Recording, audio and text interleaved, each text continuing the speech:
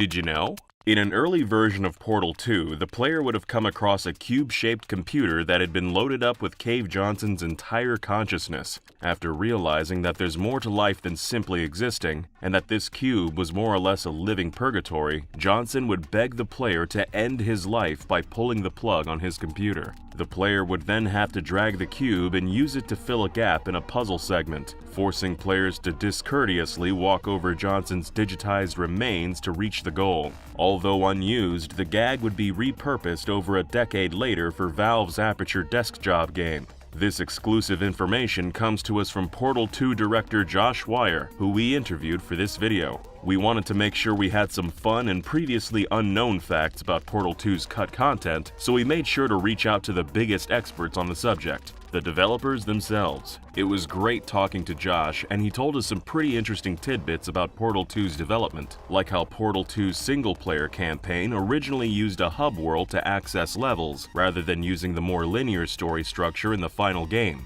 Josh said, originally the game was laid out in a hub structure, so you kinda come to GLaDOS and she would be forcing you to rebuild her, and you could go down different arms of the hub and each arm would have a part you needed. A lot of the mechanics could live separately, so we were like, oh, maybe the player can just choose what they want to play. But we fell away from that idea because it wasn't that interesting. It was just something to try at the start of development. This hub world idea was later experimented with in co-op, and also led to the use of personality cores like Wheatley, with each arm of the hub also having a core associated with it. The cores were the parts, Josh mentioned, that players needed to bring back to repair GLaDOS. Wheatley was the only core that saw extensive use in the final game, but the other cores were all planned to have a bigger role earlier in development. Just like how the player has to carry Wheatley along with them early in the game, they'd also have to carry the other cores back to GLaDOS, all while interacting with their uniquely different personalities. One of these cut cores is the Morgan Freeman sphere, which was inspired by Morgan Freeman's wise portrayal of Ellis Boyd "Red" Redding from the 1994 movie The Shawshank Redemption.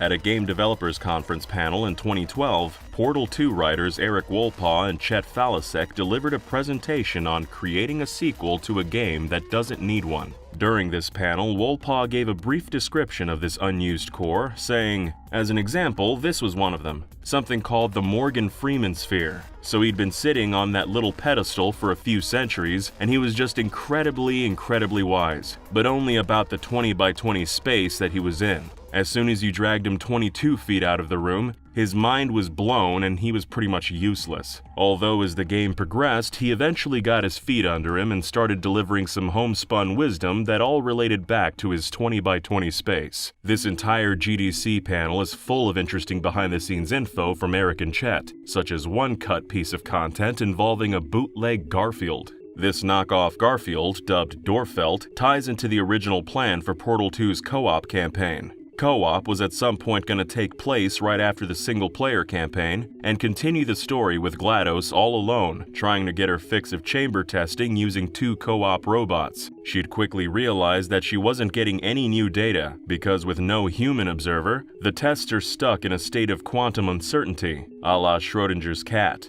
GLaDOS would then send the bots down into old Aperture to collect remnants of humanity in hopes they'd become more human themselves, and hopefully resolve this quantum observation problem. The first remnant the bots would collect would be the Dorfelt comic, but neither the bots nor GLaDOS understood why the comic is funny, so GLaDOS rewrites the comic to be funnier. The final comic shows that Dorfelt has eaten his owner's lasagna. The owner, now angry, says that he's activated the neurotoxins in the room and Dorfelt will die. Dorfelt thinks to himself, I've made terrible choices in my life, before dropping dead. With the bootleg Garfield gag fresh in our minds, we decided to ask Josh Wire if he could remember the gag and how significant it was to development. He told us, I know that the writers, they hated Garfield. They just hated the humor, they hated that Garfield was a thing, so any dig they could take at Garfield. Josh was the project lead on Portal 2, but his focus was mostly on the single player, not the co-op.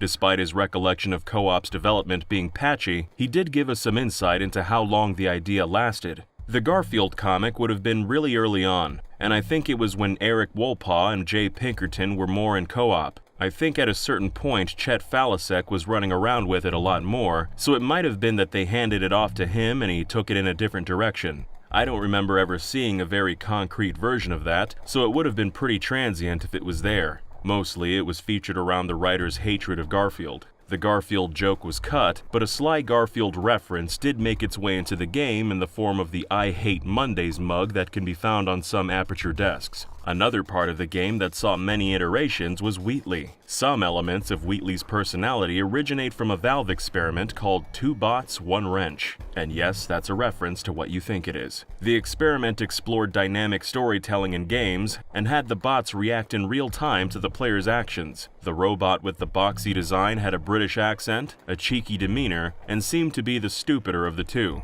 Sound familiar? The robot was voiced by Valve animator Richard Lord, who'd also go on to voice an early version of Wheatley back when the character was named Pendleton. Despite Richard doing a respectable job voicing Wheatley, it was never the plan to use his voice in the final game.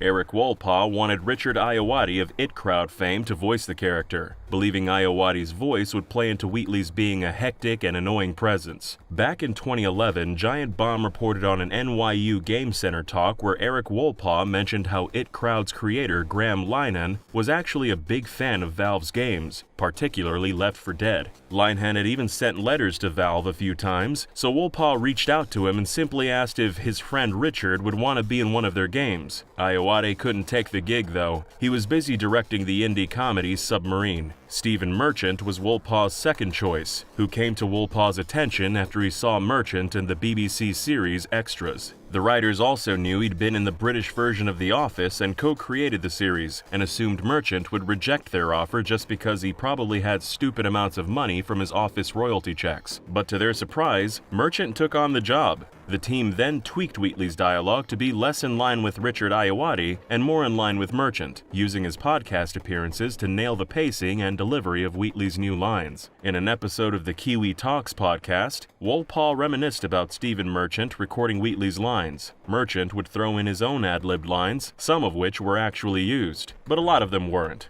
Wolpaw said, Stephen Merchant would improvise in the studio, but a lot of the time, while it was really funny, he would throw around a lot of pop culture references and stuff that we couldn't use. It just wasn't what we were looking for there. But again, much like with the writing in the studio, you want to keep the energy up as well, so him just going off and ripping on something even if it was unusable was usually good just to keep everybody energized. Other Valve games like Team Fortress 2 were brimming with pop culture references, so it's easy to imagine that Valve's writers might get a little tired of including them. Sometimes they'd even cut references to other Valve games. At one point during production, Wheatley was going to make a reference to Half-Life's G-Man, with Wheatley informing the player, "A man with a briefcase was just here looking for you." Wheatley was also once planned to have a much smaller role in the game, and would stay dead after his confrontation with GLaDOS. The 6 other cores would then take on similar roles throughout the game, but the team realized the game worked better if Wheatley was there throughout, resulting in the tragic loss of the Morgan Freeman sphere.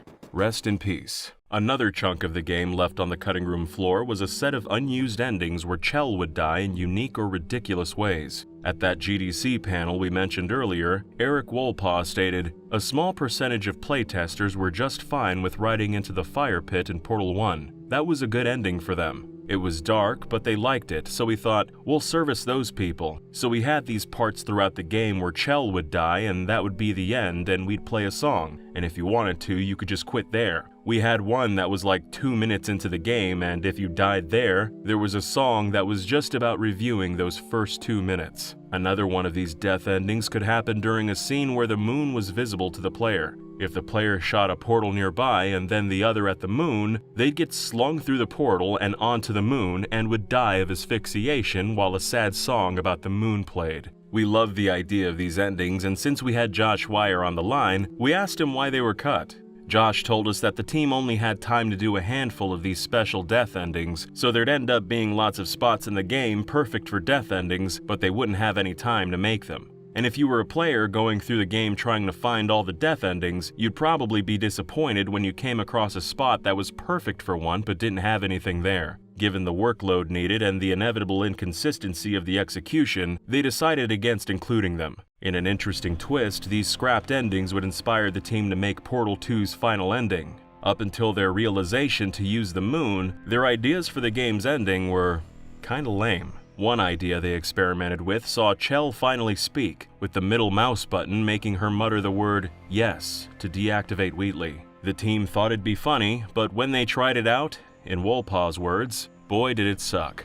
At a PAX Prime panel in 2012, Wolpaw dropped one of the quirkier cut ideas for Portal 2. Chell was once planned to stumble upon a group of abandoned turrets that were behaving like a lost tribe in some remote area of the world. She'd then help the clan in some undisclosed way, and in return, the Animal King turret would marry Chell to one of the turrets. This turret bride would then follow Chell around for the rest of the game in a similar fashion to Watson in Sherlock Holmes' Nemesis. And for those who don't get the reference, Sherlock Holmes' Nemesis is a PC adventure game where Watson tends to be in almost every cutscene, just standing there, not saying a word. The Animal King appears briefly in the game's ending and in an animation on a monitor, but the turret Chell was meant to marry also appears in the game. It's the opera turret that sings during the game's ending. We were curious where all these turret shenanigans originated, so we asked Josh Wire if he had any insight. Josh told us, "So Richard Lord is a super talented artist. He was responsible for all those infographics, that style, and he'd been building those infographic movies forever, just because he was interested and liked that style. That was part of why they ended up in the game. So as he was working on the turret, there's the gag where you see the turret with all the different skins, and at some point I think he took the leopard print one and put a little crown on it. I think he was just amusing himself, but everyone thought that was funny, so he put it in that video." And while we were talking to Josh about unusual characters, we also asked him about the Rat Man, specifically if he was ever going to appear in Portal 2, and it seems like the team briefly considered it. I think we didn't spend a long time on that because there's always this thing in games where you can make it look really good and timeless until you show a person, and then you instantly date your game. So you can see Chell through portals, but you never really see her that up close. You see her arms a little bit sorta at the end. And so I think we knew that if we throw the Rat Man in there, we have a ton of art issues like, can we make that look good? It's a lot of animation. Are we really gonna have the time to pull that off in a way that's gonna make you go, oh, there's the Rat Man, I really get it. Josh went on to say that thanks to some of the team's experience working on games like Half-Life 2, they knew they'd have their hands full with character AI, and how the Rat Man would interact with things like portals and even the player. In the end, it wouldn't have been worth the investment. Developers had to make other kinds of concessions relating to characters. At that NYU panel we mentioned earlier, Eric Wolpaw alluded to one of the origins of GLaDOS's harsh critiques of the player. I was a fat kid my whole life, and I had this passive-aggressive grandmother who was always needling me about it. That's kind of where that came from. But GLaDOS's trademark chastising went a little bit too far for some in Portal 2, and the team had to dial it back. Wolpaw said, "We definitely took some stuff out that was hated by playtesters. We got a lot of feedback on the initial GLaDOS arc after you wake her up that she was just too vicious and mean, and people were kind of getting ground down by how awful she was being to you. Even Ellen McLean in the studio was kind of nervous about reading some of the stuff. She was like, wow, that's harsh." The team had to scale back GLaDOS's ribbings even more once she was shrunk down to a potato. Since she was now small and dependent on Chell, the player would have felt no incentive to carry her around if she's just berating you the entire time. Speaking of which, there was a running gag that was almost entirely cut from GLaDOS's potato arc. The team felt a need to invent a reason to justify why GLaDOS wasn't helping the player complete test chambers during this segment, as her and the player's goals were now aligned. The team originally planned for a bird to come in at the start of every new chamber and eat a piece of the potato powering GLaDOS, making her a little dumber each time. But they came up with a much simpler justification that Aperture AIs would feel pain if they helped the test subject beat a chamber. The bird gag was repurposed and spread out across the game in other ways, but still plays a critical part in GLaDOS's potato arc. Portal 2 actually had many revisions like this. Co-op started out with 2 human characters, Chell and Mel. Mel was the original protagonist of Portal 2's single-player campaign before being relegated to co-op, and she was ultimately cut altogether. Since players can interact with each other in co-op, they can harm each other in over-the-top, slapstick ways like dropping boxes on each other or making them fall through a portal in the sky. Although the developers apparently thought it was pretty funny to see human test subjects plummet to their deaths, it caused playtesters to be far more cautious in co-op, as they didn't want to die and fail the test chamber. The devs wanted to keep the slapstick nature of the deaths, but they also didn't want to discourage players. Their solution was to replace the human models with robots, and make it clear to players that robots can respawn by having them disassembled at the end of every test chamber. In 2010, Valve artist Matt Charlesworth told Game Informer a little about the process of creating the co-op protagonists Atlas and Peabody. The co-op bots at the very beginning had a very Westworld feel. We wanted them to look human but feel robotic. They eventually developed into being these far more graphic, very industrial-looking robots. We took turrets and the personality spheres and integrated them into the designs. The playable characters weren't the only aspect of co-op that had to be heavily reworked. At one point, the team planned for GLaDOS to drive a wedge between players in co-op, with the idea that players would see through her scheme and it would actually pull them closer together. However, competition is the antithesis of cooperation, and any dialogue that tried to feed into the competitive nature of players got negative feedback during testing. Eric Wolpaw told PC Gamer, "We actually toyed with having GLaDOS say one thing to one player, but she's whispering another thing to the other player. But that wasn't working for various reasons, plus it would have required twice as much content, because we also needed a complete story that didn't have that for when you were playing split screen. It was kind of fun for a little bit, but for the effort it'd take to replicate a completely different story without that, the joke wasn't so good that it was worth doing that." Another cut set of lines for GLaDOS saw her randomly assigning points to players. Wolpaw continued, "She was doing this thing where she would start randomly assigning points for doing nothing, basically. And people would try to figure that out and they would be like, 'I want these points.' And they were meaningless. She was just arbitrarily assigning points. Sometimes they weren't even points, she'd give you like 4 pineapples or something. The points weren't real, but gamers' relentless craving for points made them blind to GLaDOS's deceit. It didn't make any difference. For most people, it just wasn't working. It sounded great in theory, it's still a good joke when you say it, but in the actual playing of it, it was falling a little bit flat. It was A, confusing people, and then B, making them angry. Co-op saw many cuts during production, but the biggest aspect of multiplayer to get scrapped was an entire game mode. The developers experimented with a competitive multiplayer mode that's been described as Speedball meets Portal, with Speedball being a 1988 cyberpunk sports game that's a bit like a cross between handball and ice hockey. And although multiple devs have made this comparison, according to writer Chet Falasek, it had none of the good parts of either of those two games. The team worked on this game mode for 1 or 2 months, but the chaos was only briefly satisfying and got old fast. Eric Wolpaw told the now-defunct OneUp.com, "It quickly became apparent that while it's fun for about 2 seconds to drop portals under people and things like that, it quickly just evolves into pure chaos. It lost a lot of the stuff that was really entertaining about Portal, which was puzzle solving. Cooperative puzzle solving was just a much more rewarding path." We recently talked to the director of Portal 2, Josh Wire, and Eric Wolpaw, who wrote Portal 1 and 2 and tons more Valve games. Our last Portal video was on Portal 2's cut content, but in our interviews, these two brought up tons of interesting stuff. So many stories about the making of Portal games were dropped on us, and we knew we had to make 2 videos. So today we'll be talking about behind-the-scenes stories for the Portal series, including Portal 3. More on that later. Talking to Eric, it became clear why he's a comedy writer. He told us a story from when the devs were wrapping up development on Portal 2, and he and level designer David Sawyer butted heads. Towards the end of the game, there's a conveyor belt leading into an industrial masher, essentially a death trap. Eric and his writing partner Jay Pinkerton had a Wheatley bit planned for this part, and finalized it about 48 hours before the lines were due to be recorded in Steve Merchant's final session. At the last minute, they ran it by the guy who was in charge of this area, level designer David Sawyer. But we'll let Eric tell the rest of the story because the frustration in his voice makes it twice as funny. Jay and I record some quick temp dialogue, put it in there. Level designer, guy I love, no longer works at Valve, Dave Sawyer, but tempers are running short at the end of this project, and it's a day now before we are going to be in the studio, and I'm back at home the evening, and Jay calls me up, and he's like, "Sawyer says it's not a death trap," and I'm like, "It's a death trap. The thing mashes you." I mean, I'm losing my mind. Like, it is a death trap. It is a death trap. And we're, bitching. I'm like, but we also know we're gonna have to change this thing. We're gonna have to rewrite this fucking thing because we're gonna, even though it's very, to this day, I would get Dave on the phone and be like, it's a death trap. But at some point, I'm ranting and raving, and I'm like, well, if it's not a death trap, it's at least a death option.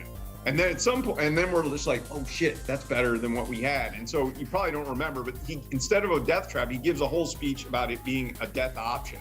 So in the final game, Wheatley says it's a death option and pitches it to players as an easy way to end things. Eric believes that Sawyer's reasoning for it not being a death trap was because it could be avoided. But to this day, Eric is adamant that it's a death trap. We told Eric we'd ask you guys if you think it's a death trap or not. It's a death trap. All right.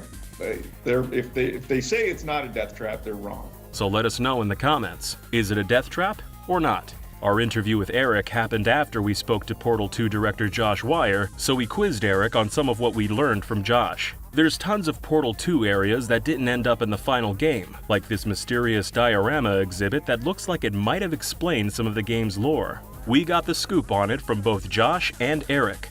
Josh told us that this segment of the game was going to play out like a ride at a theme park, and specifically compared it to Disneyland's It's a Small World ride. There'd be a whole song and dance number about the history of Aperture science while the player went through this ride, with its purpose being to inform Aperture's visitors and bring them up to speed. The idea was abandoned when the Portal 2 team realized that exploring the lore bit by bit across the game could lead to better storytelling, rather than blowing it all on one gag. Josh also told us that the history on display would have been told through the lens of Aperture, so everything mentioned would have been heavily skewed to make them look better, and have all their horrendous actions seem a little more palatable. Eric went into even more detail, and revealed that this segment was actually from a very early build of Portal 2, when the game still used the elusive f-stop mechanic. Eric told us, the diorama thing was part of the f-stop version of Portal 2, which had a slightly different plot. I think it had to do with robots taking over the Aperture facility, and it had actually been mocked up. I mean, real rough, but I know we had art assets for it. These art assets were only roughly drawn out, but the final game would have apparently used a sketchy art style for the set pieces along the ride. Eric continued, telling us that the whole section would have had a narrator talking the player through the ride, and it would have been similar to a part in BioShock Infinite. The part of BioShock Infinite Eric's referring to is the Hall of Heroes, a museum that tells the historical events of the game's setting, Columbia. The Hall of Heroes is very similar to how Josh and Eric described the Portal 2 diorama, with each exhibit coming across as propaganda.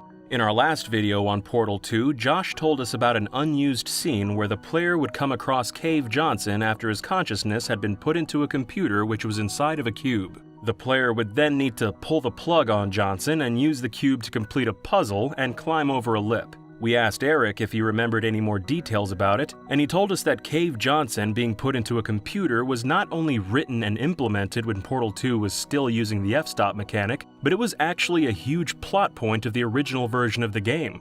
Eric added, so that went away and we kind of got rid of that whole thing. Actually, some of that dialogue we wrote for the original version showed up in Portal 2 Perpetual Testing Initiative, which was sort of a map maker, and there's actually some funny stuff in there. The plot has all these alternate universe Cave Johnsons, and one of them is a cave that gets put into a computer, and some of those lines are straight from the very original version of that idea. When we spoke to Josh Wire, he couldn't really remember why this scene was scrapped, but Eric did. One of the biggest reasons was simply because it was hard to get the physics on the cord to Cave Johnson's computer to function properly. And while we were talking to Eric about things Josh had said, we brought up Garfield. Long story short, early in development for Portal 2's co-op, Eric and the other writers toyed with the idea of having players collect human artifacts, and one of these artifacts was a Garfield comic strip parody called Dorfeld. When we spoke to Josh, he was adamant that the gag stemmed from the writers' collective hate of Garfield, and that they'd always dunk on it any way they could. We brought this up to Eric, and his response was kinda surprising. Really? No, I got nothing against Garfield. No, we were just thinking, what's a generic comic, and Garfield was the first one that came to our mind. Just because it's also one that everybody kind of knows. There seems to have been some misunderstanding about how much the writers hate Garfield. Or maybe it was one of the Portal 2's other writers, Jay Pinkerton or Chet Falasek, who really has it in for Garfield. Either way, we thought this was pretty funny. Some of the more interesting behind-the-scenes stories are ones that you couldn't guess on your own from playing the game, but make total sense once you've heard them. While making Portal 2, the devs had a problem. The original Portal did a great job at teaching players how portals worked, and all the test chambers honed their thinking for solving portal puzzles. The devs needed to teach new Portal 2 players the same set of skills, and this brought up an issue. How could they teach new players but also make sure that folks who played the original Portal didn't feel like they were rehashing the same game? The answer, surprisingly, came from Super Metroid. Josh Wire is a huge fan of Super Metroid, and one part of the game that sat with him was the game's opening where Samus goes through the Ceres space colony as it's all clean and empty, then has to run through it again in reverse while everything's falling apart. This made them think about reusing the same test chambers from Portal 1 for the opening of Portal 2 to train players, but having them all be derelict. This means they're not simply a training tool for new players, they also clue old players into the overall state of Aperture and add to the story. Josh told us about this in our call, but credit where credit's due. Josh originally talked about this on the Kiwi Talks podcast, and that's the whole reason we wanted to bring it up to him in the first place. Portal 2's development had other inspirations, like the speedrunning community. We asked Josh what was the biggest cut feature from Portal 2, and he said it was probably bullet time. This was a mechanic where players could hit a button and slow things down, making it easier for the average player to pull off complex maneuvers that usually only highly skilled players could perform. It'd also make the game more accessible in general. Josh elaborated, "If you look at Portal, there's the first time where you have to put a portal down, walk through, and reset the portal so you go farther, and there was a massive drop-off in people finishing the game because they couldn't pull it off. And we looked at Portal and said, look, we've got all these people who wouldn't typically come to a first-person shooter type game, why would we leave them on the roadside? So bullet time basically let them hit a button and do the cool ninja thing." Josh went on to say that although it was cool and opened up new possibilities, the devs thought it felt a bit gimmicky and didn't fit the game's design. They wanted to embrace the simplicity of the original Portal, where all the player does is place portals and everything else in the game fits around it. The nice thing about Portal is you really just had the portal gun, and all the mechanics flow from that. This one didn't, and it required an extra button, and kinda had this different thread, so we felt that although it was neat, it didn't really fit. Josh also told us that although development didn't reach the point where an in-universe explanation for bullet time had been implemented, he believes that it was going to be introduced as a new function of the portal gun. But even after they embraced this minimalist design philosophy, some new ideas got left behind. The biggest new addition to Portal 2 was the gels, but two of them didn't make it: Reflection Gel and Adhesion Gel. We asked Josh about the cut gels, and he remembered Adhesion Gel as the one they worked on the most before cutting it. Any surface that you painted, you could just walk on as if that were down effectively, or as if you had sticky feet on the gel. It was neat, you could do cool things, but it made people sick so incredibly quickly. We didn't see a way to ship it because even the hardened veterans would rotate up onto a wall and that was the end of them. They just go, "I gotta lay down," and it would take out people for days. And at the point it was coming into the project, we were like, we got plenty of stuff already. The team were already hitting a certain level of complexity by asking players to think with portals in mind, and bending the player's perspective was adding another layer of complexity. In the end, Adhesion Gel was causing more harm than good. And like Josh said, they had enough other stuff to work with anyways. Josh left Valve a while back and went his own way, but Eric is currently still working for them. So we asked him some questions about Valve and his future plans. Since there's been a few Portal spin-off games since the release of Portal 2, we asked him how he felt about those, and if he felt protective about other studios licensing an IP he worked hard to establish. He told us the only reason he'd feel protective is if doing more spin-offs made it less likely he'd be able to make a Portal 3. Otherwise, he's all for them. Over the years, it's become a bit of a meme that Valve can't make games with a 3 in the title. There's some truth to it. Valve made lots of sequels that haven't yet had sequels themselves. So we brought it up to Eric and asked if he thought it was a coincidence, or maybe there was a part of the company culture preventing trilogies from being made. Eric told us, "I don't know, it's almost like the numbering system works against us because we made Half-Life 2, then sorta made a 3, but it was an episode, so maybe that was just the luck of the draw." I don't think so. I think Valve staff just keep getting sucked into other stuff. Someday, hopefully, there will be a 3 of something. Eric said a lack of trilogies definitely isn't deliberate, but he does have a theory as to why, sort of. After a developer finishes their first game in a new IP, they look back and see errors in what they made. They get new ideas for gameplay and think of ways to make existing parts of the game better. Then, they're driven to make a sequel because they want to fix all these lingering issues, and when they eventually fix all those issues for the sequel, they're left mostly satisfied. So when the opportunity arises to make a third game, developers aren't as driven to make it because they've already fulfilled their biggest wants for a sequel. Essentially, they're less driven and less interested in doing a third title because there's no regrets left to rectify. And that might be true for most developers, but it doesn't seem to be the case for Eric. Josh Wire told us that Eric is still pretty enthusiastic about Portal. So we asked Eric if he wants to make a Portal 3 and if he had any ideas for it. Yeah, Jay and I have an idea that we think is pretty awesome for what would happen, generally speaking. I mean, we don't have a script or any details worked out, but we have sort of a starting point that we like a ton. It's good that we have this idea, but there's a lot left to do. I mean, somebody's got to think up some new Portal puzzles and, but we do have an actual idea, yes. Well, damn. It seems like Jay and Eric might have enough of an idea to get the ball rolling on a Portal 3.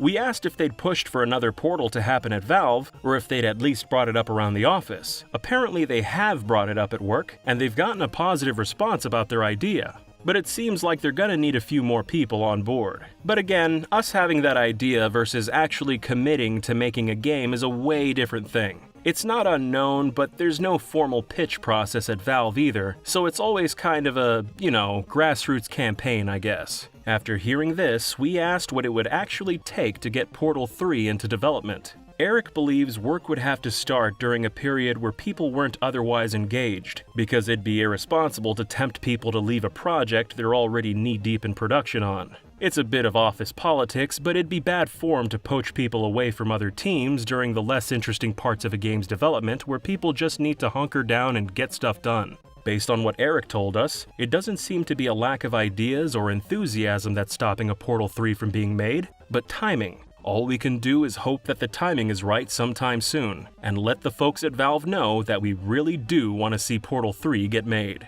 The Jagged Alliance series has a tumultuous history, with each core title in the series having a different developer and publisher, and with Jagged Alliance 3 being announced in 2004, but not seeing a release until 2023. In this video, we'll delve into the series' history and speak directly with the developers of Jagged Alliance 3. Honestly, the history of the Jagged Alliance series is a bit of a roller coaster, so if you want to find out more about the most hectic tactics series ever to grace PC gaming, buckle up.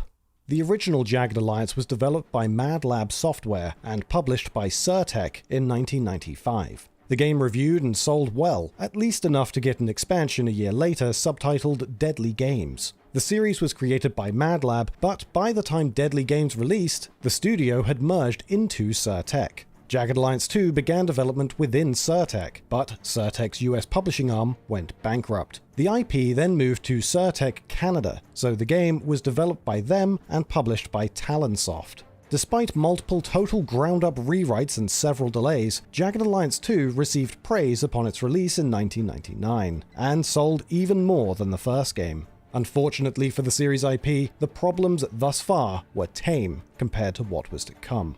A standalone sequel, Unfinished Business, released just a year later, still made by Surtech, but published by Interplay. Jagged Alliance 2 then got two re-releases, a gold pack in 2002, which had improvements from Unfinished Business, and Wildfire, which was essentially a more feature-rich Jagged Alliance 2. After a dispute with their publisher, Strategy First, Wildfire developer Ideal Games made a new version published by Zux's Entertainment instead, featuring even more content. Now, from here, the situation with the Jagged Alliance IP becomes even more of a mess, with over a decade of disputes and financial issues. So, Strategy First, who now owned the rights to the series, entered a partnership with Game Factory Interactive, or GFI, and announced that GFI's studio Mistland South would develop two new games, Jagged Alliance 3D and Jagged Alliance 3.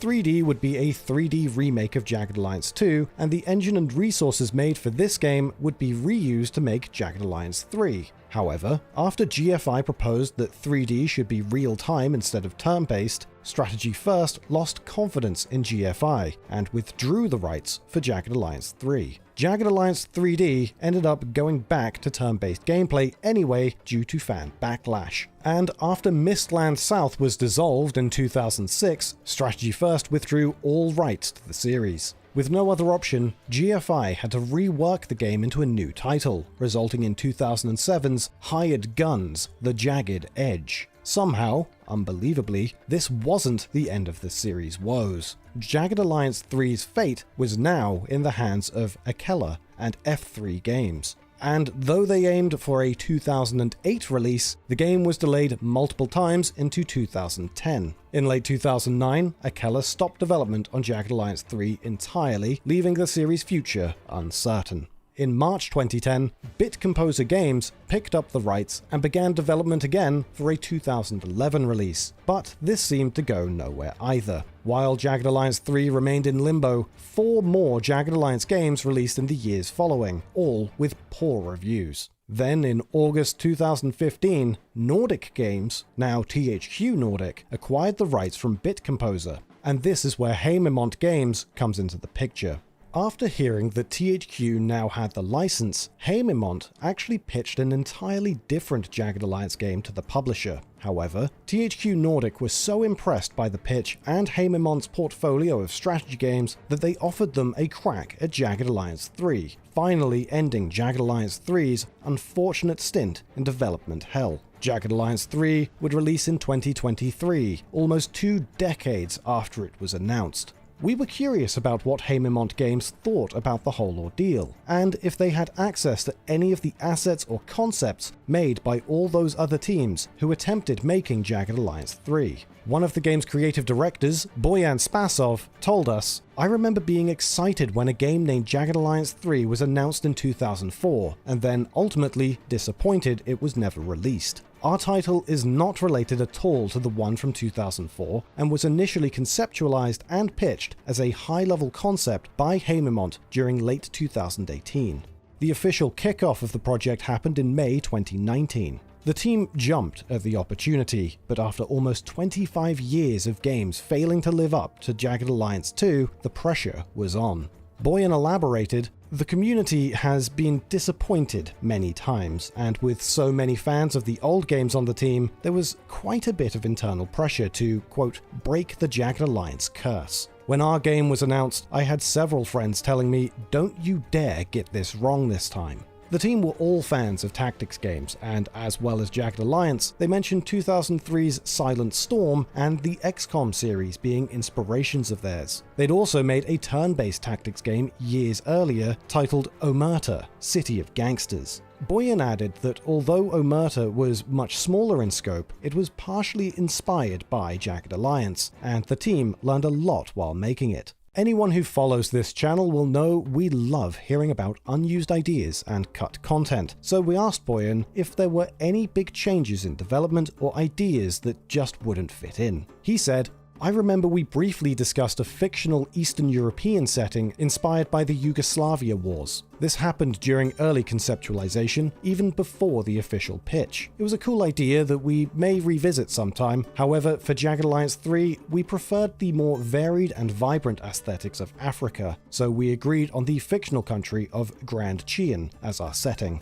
This fictional country faced turmoil during the early 2000s, a time period the devs chose so they could target a nostalgic, old action movie feel. They didn't know it at the time, but this choice would heavily impact the game's look, especially its UI. Early on, the team went with a modern and minimalistic looking UI that, although efficient, failed to capture the unique feel of Jagged Alliance 2.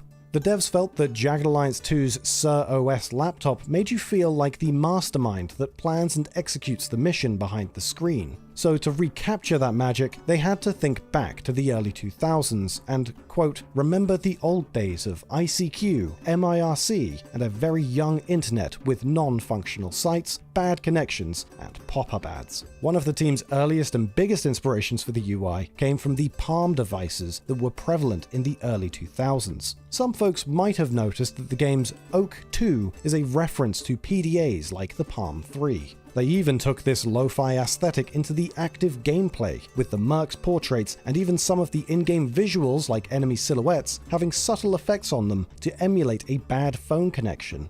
But this turn of the millennium tech vibe didn't fit everywhere. The team initially tried using OS-style icons of physical items for inventory management, but it felt off. They ended up making a physical crate to manage items instead, and the devs note that at different points in development, the device versus crate aesthetic took over different UI screens until they reached the balance seen in the final game. After hearing about the troubles with the UI, we asked Boyan if the team had encountered any other unexpected challenges. He told us, for quite a while, combat felt somewhat sterile, as if you are playing more in the user interface instead of in the world. Hiding the chance to hit numbers was the linchpin design decision that made the combat work and feel as we wanted it. During Jagged Alliance 3's early days, the UI displayed a visible chance to hit, like in XCOM, but during playtesting, the team noticed folks were hyper-focusing on the numbers, and it was deciding everything they did, with one example being players never took a low-chance shot. Players were also left frustrated when a high-probability shot missed. Removing the numbers led to players being more immersed in the actual scenario. Everyone on the team loved the change, including the creator of the Jagged Alliance franchise, Ian Curry. Ever since finishing his work on Jagged Alliance 2 Unfinished Business, Ian's been busy working on games like Star Trek Legacy and Dungeons & Dragons Online. But a few years ago, he was brought back into the fold when THQ Nordic reached out to him asking if he'd be interested in working on a new Jagged Alliance. He was skeptical at first, and who could blame him after the series' recent offerings, but he was assured that they'd, quote, do it right this time, and were going for a true Jagged Alliance 3. But Ian's skepticism lifted when he got to see some early prototypes and design docs, and realized the team's heart was in it this time. They wanted Ian to be fully involved, doing the story, quests, characters, mercs, dialogue, everything. Ian accepted the role and brought on his former colleague and published author Dan McClure, who he'd met while working on Empire Earth 3. Many aspects of the game took time to nail down, like the game's bullet simulation. Players can hit enemies through walls and even other enemies in Jagged Alliance 3 thanks to the game running a set of calculations for every bullet that's fired based on the caliber and type of bullet as well as whatever the bullet hits after being fired. This means low accuracy shots could miss and hit something unexpected, but it could also mean an accurate shot goes through a target and hits something behind it that players didn't account for. But the devs think all that effort was worth it and enhances the chaotic realism of the game. Speaking of gunfire, the developers had an incredibly difficult time recording the sounds of gunshots. They quickly realized they couldn't record shots anywhere that was walled in, like an indoor shooting range, as the reverberation in the recordings made them unusable. So they started looking for outdoor ranges that had the right guns and ammo in stock, and eventually found one that was fairly comprehensive but lacking a few things they needed. During the recording, the team accidentally stumbled into the Bulgarian military special forces and explained who they were and what they were doing. Fast forward a few months, and the team were invited to record at the military's special training site. Not only did they now have experts on hand, but they had access to a full arsenal of weapons that no civilian was normally allowed access to, letting them get every sound effect they could ever want. Another important aspect of the Jagged Alliance legacy is the modding community. A big part of what made the second game successful and kept the community alive was its mod support, and mods like version 1.13, which was an enhanced and partial conversion mod of Jagged Alliance 2 Gold. Because of this, we decided to ask Boyan Spasov about mod support on Jagged Alliance 3 and how it impacted development. He told us, even though we announced mods relatively close to release, extensive modding support has been planned since the start of the project. We've always thought the modding aspect to be extremely important to the game. There were many mods, even in the first few days after launch, and with the upcoming additional modding support, I can only imagine what we will see in the following months. We would love to someday play a user-created mod of the original Jagged Alliance 2 campaign recreated in Jagged Alliance 3. After talking about mods, Boyan also said to us that the Jagged Alliance 3 Discord community was a big help during development and wanted to thank them for their suggestions, feedback, and for helping newcomers get to grips with the game. If what you've seen today has piqued your interest, Jagged Alliance 3 is out now for PC and is available on Steam and GOG.com. You can click the link at the top of the description or just search Jagged Alliance 3 on your preferred store. And keep your eyes peeled because Jagged Alliance 3 is coming soon to consoles. Thanks for watching, and we'll see you next time. Did you know? The Sims, one of the best-selling PC games of all time, originally started out as a personal side project of SimCity creator Will Wright and was almost never published. After spending time at home with his newborn daughter, Will Wright began to develop a concept for a game designed to simulate the behavior of a modern human family. When the idea was finally pitched to the higher-ups at Maxis, they hated it. Board director Jeff Braun said, "The board looked at The Sims and said, 'What is this? He wants to do an interactive dollhouse? The guy is out of his mind.' It was seen as a major gamble, and people thought the game had no audience in the video game market. But after the success of SimCity 3000, Wright pushed again to get The Sims published, and finally the idea was approved. The Sims was released for PC in February of 2000 and shortly became the best-selling PC game of all time. It stayed at the top of the bestsellers list for 4.5 years up until the release of The Sims 2. The Sims 2 sold around 20 million copies, outselling the original by 4 million. It is said that the idea for certain mechanics in The Sims came to creator Will Wright after he lost his home to a fire. Wright said that the experience forced him to look at his home from a different perspective. He began to think about rebuilding his house from scratch and about rebuying the different objects that had decorated the inside. The experience directly inspired his idea for a game in which players build spaces and simulate the lives of the people who inhabit it. In fact, the game started out solely as an architecture simulation game, and The Sims were only there to evaluate your creations. It was later decided that the Sim characters themselves were more interesting than the developers had anticipated, and their role in the game was expanded upon. Many of the wants and needs of the characters within the game were developed after analyzing behavioral studies of real-world humans. The Sims even use a fictional language called Simlish, which is based on real-world languages. During development, Will Wright felt the characters needed voices to express emotion and connect with the player, but it was thought that real languages would sound too repetitive and would be too costly to translate. So, the development team started working on a fake written language by combining the alphabet and visual structure of over 8 different world languages. The spoken version of Simlish is just gibberish, which was improvised during recording. In fact, the developers specifically hired actors that were good at making up gibberish sounds during auditions.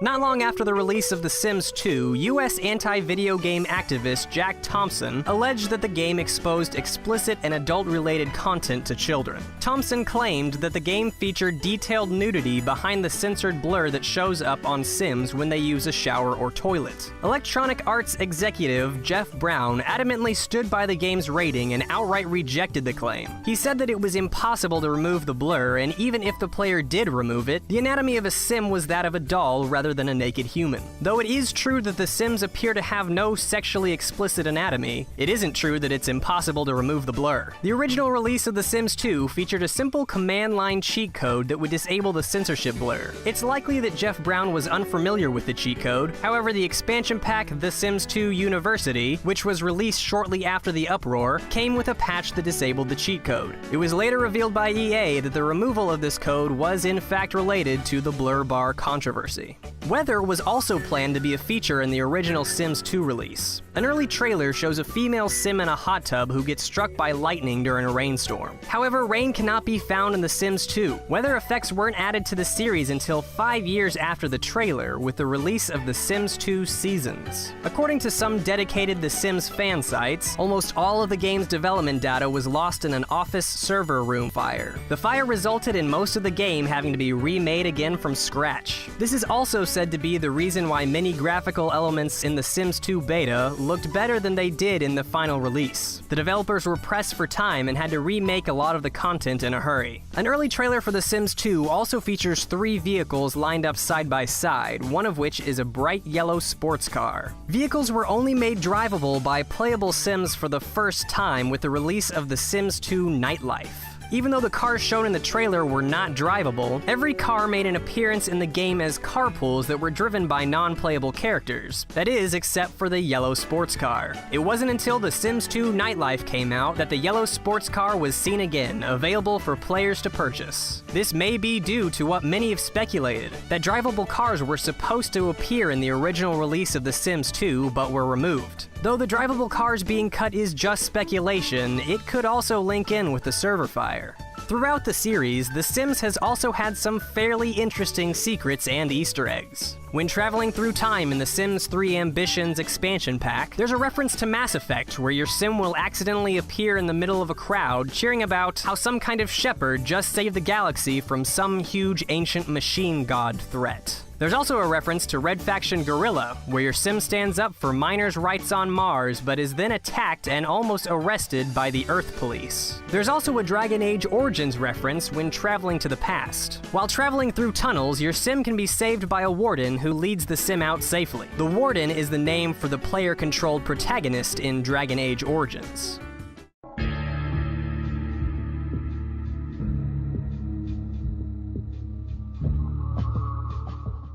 Did you know a Half-Life game got cancelled because Gabe Newell didn't like a guy? Actually, there might have been several more games if that one dude was a little more likable.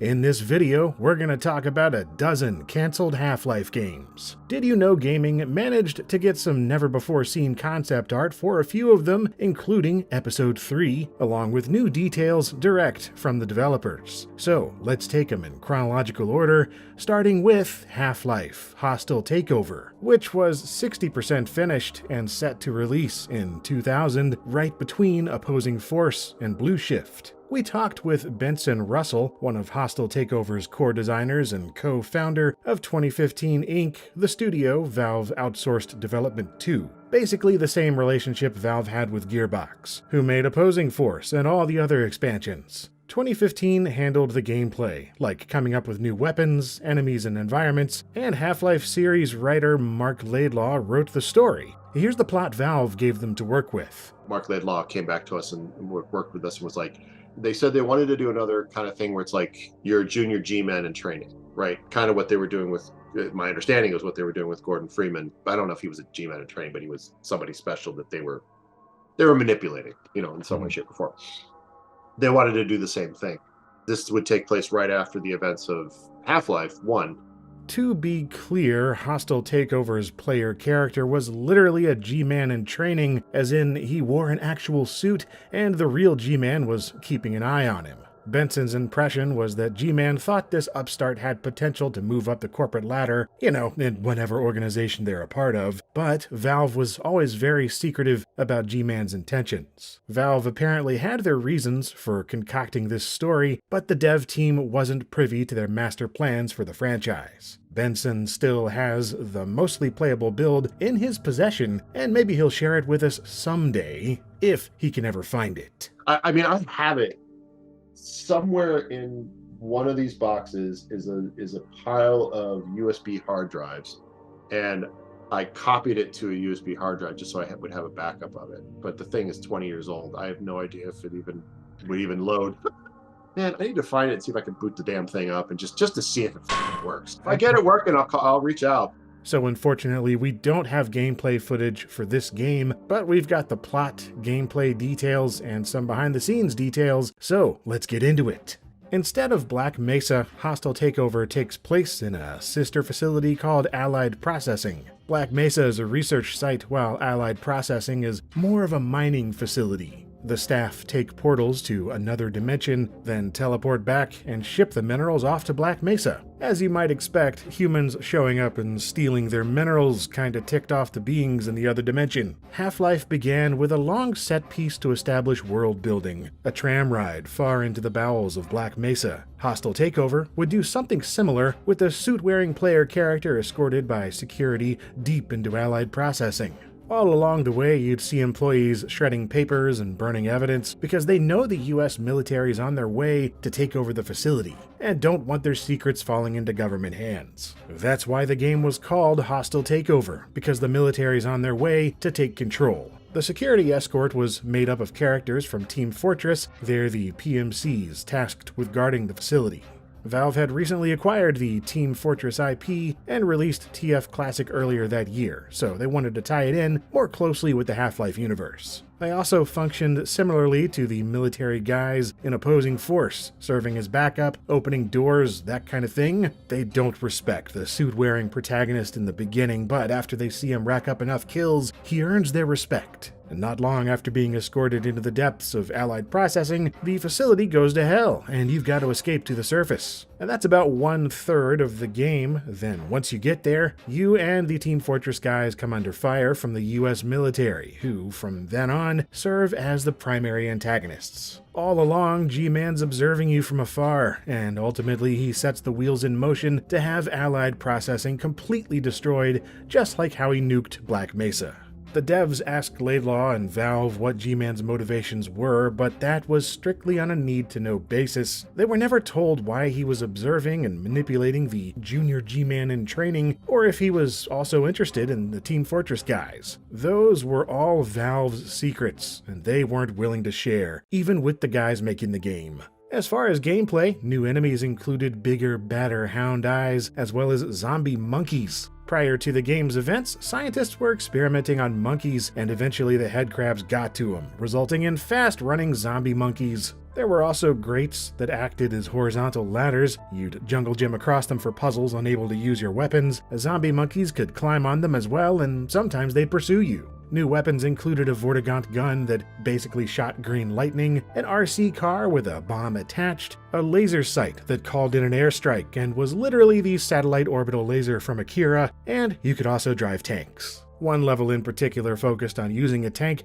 to fight opposing military tanks. Every now and then, Benson's team sent a build off to Valve, and Gabe Newell and his guys playtested and sent back suggestions. Hostile Takeover would have been 3 to 5 hours in length, about the same as Half-Life's other expansions, and would have featured new multiplayer maps. It was all going great, but one day the guys at 2015 got a letter saying Valve wanted the game canceled. It literally wasn't even a phone call. We got a note.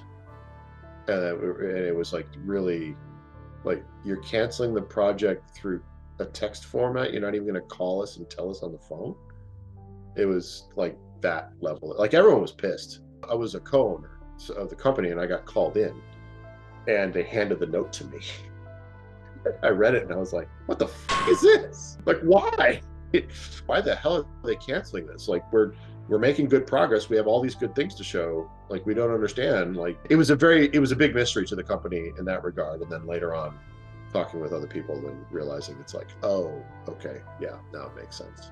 Nothing was wrong with the game itself. 2015's previous expansion, Wages of Sin, and the game they made soon after, Medal of Honor Allied Assault, both reviewed at scores of around 9 out of 10. The problem was 2015's CEO, Tom Kudirka. From what the devs told us, over the course of development, Gabe Newell had grown to dislike him. Tom had ADHD, was bipolar, and was said to have been a bit of a control freak, which, when combined, made him extremely difficult to work with. Eventually, most of his employees quit as well, after they couldn't take it anymore either. Then, they went on to found the studio Infinity Ward without him, and made the original Call of Duty and a dozen of its sequels. Benson thinks they might have made more Half-Life expansions if Hostile Takeover was well received, so it seems an entire branch of the series might have been lost just because one guy was hard to get along with. If Benson ever finds that USB drive with Hostile Takeover's final build on it, we'll let you know in a future video. Speaking of G-Man, there was an official Half-Life Deathmatch mod made by Valve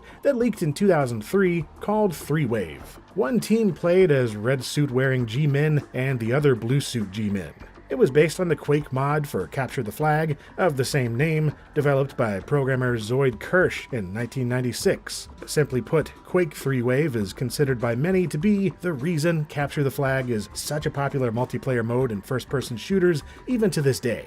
Valve made their own Half-Life themed version of 3-Wave, but never released it, and based on what was in the leak, Half-Life 3-Wave appeared unfinished. However, back in 2016, Valve News Network fixed some unfinished assets and released 3-Wave online in a fully playable state. It's easy enough to find on Google if you ever want to download and play it for yourself. As an interesting side note, the original creator of Quake 3 Wave, Zoid Kirsch, got hired by Valve a decade later and went on to work on series like Portal and Counter-Strike.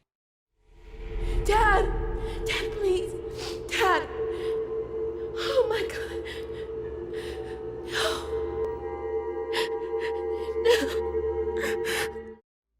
Half-Life 2 Episode 3 was originally announced with a holiday 2007 release date, with Valve saying it was gonna wrap up the Half-Life 2 story arc so Gordon could start fresh in Half-Life 3. Concept art was released showing our crowbar-wielding hero face-to-face with a Combine advisor, the same race that killed Eli Vance in Episode 2's cliffhanger. But the game was beset with endless delays, with Valve eventually going radio silent, never updating progress, but also never outright saying it was cancelled. Several teams within Valve made attempts at restarting development, but all of them ended fruitlessly. Some concept art and vague quotes have slipped out over the years, but not enough to satisfy fans hoping for closure. That is, until 2017. A year after retiring from Valve, Mark Laidlaw posted a short story on his personal website. He called it a fanfic, a snapshot of a dream he had many years ago. To fans, it was clear that Mark was tying up loose ends, what Episode 3 would have been, at least in his mind. The story was titled Epistle 3 and was presented as a letter from Gordon Freeman to the player. Gordon says, at the end of his last letter, meaning Episode 2, the Resistance was shaken by the death of Eli Vance. But now his daughter Alex is determined to carry out his last wishes, travel to the Arctic to meet up with Dr. Judith Mossman, find the Borealis, and destroy it, so its technology can't fall into Combine hands. Alex and Gordon board a helicopter but crash on their way to the Arctic, forcing them to travel on foot the last few hours to the Borealis. But when they get there, it's surrounded by Combine. Gordon and Alex are briefly captured by Wallace Breen's minions. It turns out that after his death in Episode 2, the Combine implanted his consciousness into a giant slug, nicknamed the Breen Grub. But he hates existing in this slug body and begs our heroes to end his life. Alex says that's more than Breen deserves, but Gordon says, quote, out of Alex's sight, I might have done something to hasten the slug's demise before we proceeded. After a skirmish with the Combine, Gordon, Alex, and Dr. Mossman board the Borealis, which is bouncing through time and space between Aperture Science, the 7-Year War, and the modern-day Arctic. Alex swore to destroy the ship, but Mossman wants to harness its power to fight the Combine. There's a struggle that ends with Alex shooting Mossman, then they aim the ship at the Combine headquarters, determined to use it as a kamikaze missile. Just as they're prepared to sacrifice their lives, G-Man appears. But he doesn't whisk Gordon away to safety. He takes Alex instead and snickers as he leaves Gordon to die. Moments later, the Vortigaunts teleport Gordon away just before the Borealis makes impact. The end. The letter closes with, quote, expect no further correspondence from me regarding these matters. This is my final episode. Yours in infinite finality, Gordon Freeman, PhD. Those final words seemed to be Laidlaw's goodbye more than Gordon's. A month earlier, he said Gordon's story wouldn't end with Episode 3, but it would have been Laidlaw's final chapter as a writer. A lot of fans saw Epistle 3 as providing closure. Even if it wasn't a game, at least they finally know the story's conclusion. A group of fans even started making a game called Project Borealis, using modern development tools to make Epistle 3 actually playable. Other Valve devs threw cold water on Laidlaw's story though, with Robin Walker saying, I didn't think that's what we were planning for Episode 3 at all. There was never a document that said, here's what Episode 3 is gonna be like. Instead, there were many documents. In other words, Epistle 3 was just one possible outline for Episode 3's plot, although it's worth noting that a lot of the concept released over the years lined up with Laidlaw's story. On the topic of concept art, we mentioned earlier that we came into possession of some art that's never been seen before. For Episode 3, we got 4 new pieces, along with some higher resolution quality scans of art that was already published. This Breen Grub art made the news when it was made public for the first time in late 2022. It was revealed by David McGreevy, who in his professional life is a senior producer, and in his personal life is a 20-year collector of Valve memorabilia, with personal connections to a number of people that work there. David promised more art was coming when he published Breen Grub last year, but he's been sitting on it because he couldn't justify the high price tag to get 50 pieces of art professionally scanned in super high resolution. Did You Know Gaming was already talking to him for research purposes, so when we heard that, we said we'd donate the cost to get him scanned. As for how David got his hands on it, back when Valve was moving out of their old office space in 2016, they had a to-be-destroyed room where employees could put stuff they didn't want anymore. Purging materials is reportedly not too uncommon at Valve. Lots of concept art for cancelled games made their way onto the pile, but one dev who still had the faith scooped some up, thinking it was a shame to let them get destroyed. Long story short, years later he was looking to downsize his space-consuming collection, and having few ties to the art itself, organized a private exchange with David. There's more art for a couple other cancelled Half-Life games we'll show later in this video, and there's also some art from other Valve projects. Next week, Did You Know Gaming will tweet out a link where you can download them in super high resolution so they can be archived, studied, and enjoyed by anyone who's interested. That's the old passage to Ravenholm. We don't go there anymore. More than a year before Episode 2 released, Gabe Newell told PC Gamer magazine that Episode 3 would wrap up the story, but there'd also be an Episode 4 with its own standalone plot developed by an outside studio. That studio was later revealed to be Junction Point in Austin, Texas, founded by Deus Ex creator Warren Spector. They were broke, basically, and on the verge of bankruptcy, until Valve swooped in like a white knight and hired them to make Episode 4.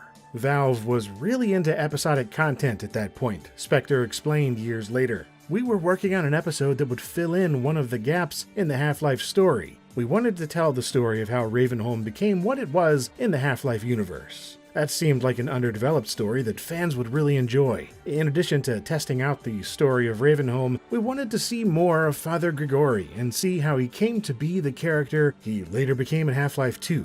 We also created a new tool, a thing we elegantly called the magnet gun, which I still wish they would do something with. We came up with so many cool ways to use a magnet gun that were completely different from anything Valve had done and was really freeform in its use. A few screenshots made their way online a decade later, showing a snow-covered Ravenholm. Junction Point spent a year working on Episode 4, but Valve started to grow dissatisfied with the idea of episodic releases. Around the same time, Junction Point's financial woes were solved when Disney offered to buy them out. Spector accepted Disney's offer, then Episode 4 got cancelled, and they made Epic Mickey for the Wii instead. I confess, I am gladdened by your company. Too much solitude is not good for a man who, like myself, wishes only to serve. But I have been good for nothing of late. My soul is filled with evil, and like this town, it must be purged. A little while later, Valve hired Arcane Studios to make a similar game, tentatively titled Return to Ravenholm, which also focused heavily on Father Grigori. Their take on Ravenholm was a bit different though, with the developers considering it more of a spin-off than an episode. It also leaned more heavily on an atmosphere of horror. According to the devs, in our game we meet Father Grigori, who took refuge in an asylum, a kind of experimentation center. The building has several areas, like a children's hospital with toys on the floor. It's a bit creepy, a bit scary. Basically, you need to help Grigori solve puzzles, get energy back in the western and eastern wings, etc. Everything happens here until you manage to leave the asylum to get back to Ravenholm. In Arcane's version of Ravenholm, players stepped into the shoes of Adrian Shepard. For those who don't remember, Shepard was the player character in Opposing Force, who got put into stasis by G-Man, then never seen again. I admit I have a fascination with those who adapt and survive against all odds. They rather remind me of myself. If for no other reason, I have argued to preserve you for a time. Now he'd finally get woken up to do G-Man's bidding. The YouTube channel NoClip did a great documentary on Arcane Studios, and that's where this alpha footage comes from, and we definitely recommend checking their video if you want to hear more about Ravenholm.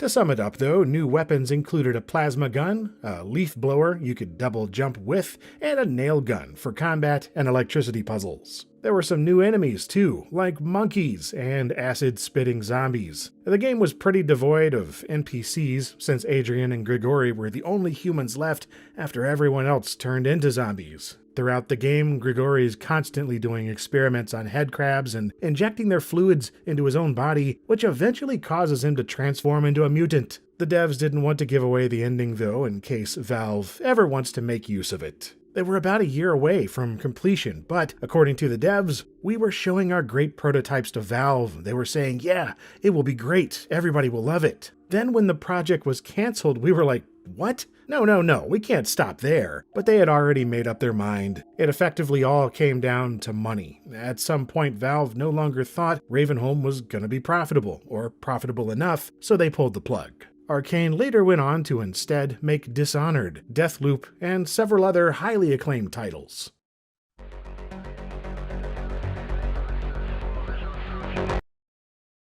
Next up is a Half-Life project by Electronic Arts, or that's what it appears to be at least. In 2011, 6 pieces of concept art made by EA artist Randy Humphries were discovered in his online portfolio. Randy deleted the portfolio after fans discovered it, but archives still exist, showing artwork for City 17, Combine Soldiers, and a location called Haven. There was also artwork for other cancelled games as well, like Ultimate DS and a new Road Rash. Randy basically disappeared off the internet, so unfortunately we couldn't get in contact with him to find out more. EA and Valve already had an established relationship since it was EA who made the PS3 port of the Orange Box, which included Half-Life 2 in both its episodes, leading some fans to speculate EA was cooking up new content for the console release. Others speculated that EA was making a Half-Life 2 expansion, in the same way Valve partnered with Gearbox, 2015, Junction Point, and Arcane. Unfortunately, very little is known for certain as EA declined to comment and Randy Humphries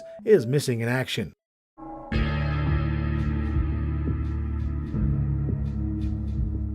There have been several attempts at making Half-Life 3, but for one reason or another, they always fizzled out. An anonymous Valve dev told Game Informer, "Over the years, you've probably had many dozens of people within the studio, as early as probably 2005, working on things that they would imagine from themselves as Half-Life 3 or Episode 3. All of them are actual valid things that are happening inside the walls of Valve. To pick one thing and say, this was absolutely Half-Life 3, or this is Half-Life 3, that's hard to do given the nature of how Valve works. All we know is we love what we had before, but everyone has a different idea of what Half-Life 3 should be."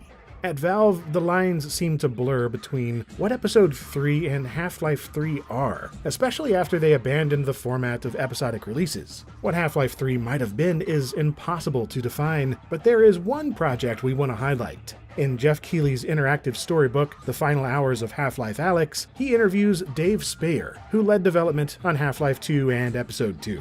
In 2013, he spent a year heading up a Half-Life 3 project that relied heavily on procedural generation. In other words, some degree of randomization in level design so the game would be infinitely replayable. It was sort of inspired by Left 4 Dead, which was always fun no matter how many times you played it, Speyer recalled. The game would find a building, seal up all the windows so there was only one way in, put a citizen or a prisoner somewhere in the building, and then populate the building with enemies. These procedurally generated areas would take place between more handcrafted story segments that pushed the plot forward. Speyer's team imported hundreds of objects into the engine and did a top-secret scan session with G-Man's face model. Unfortunately, the project fell apart because Valve's new engine, Source 2, was unfinished and the team ultimately found it unusable. Good doggy. Gordon, this is Dog. My dad built him to protect me when I was a kid.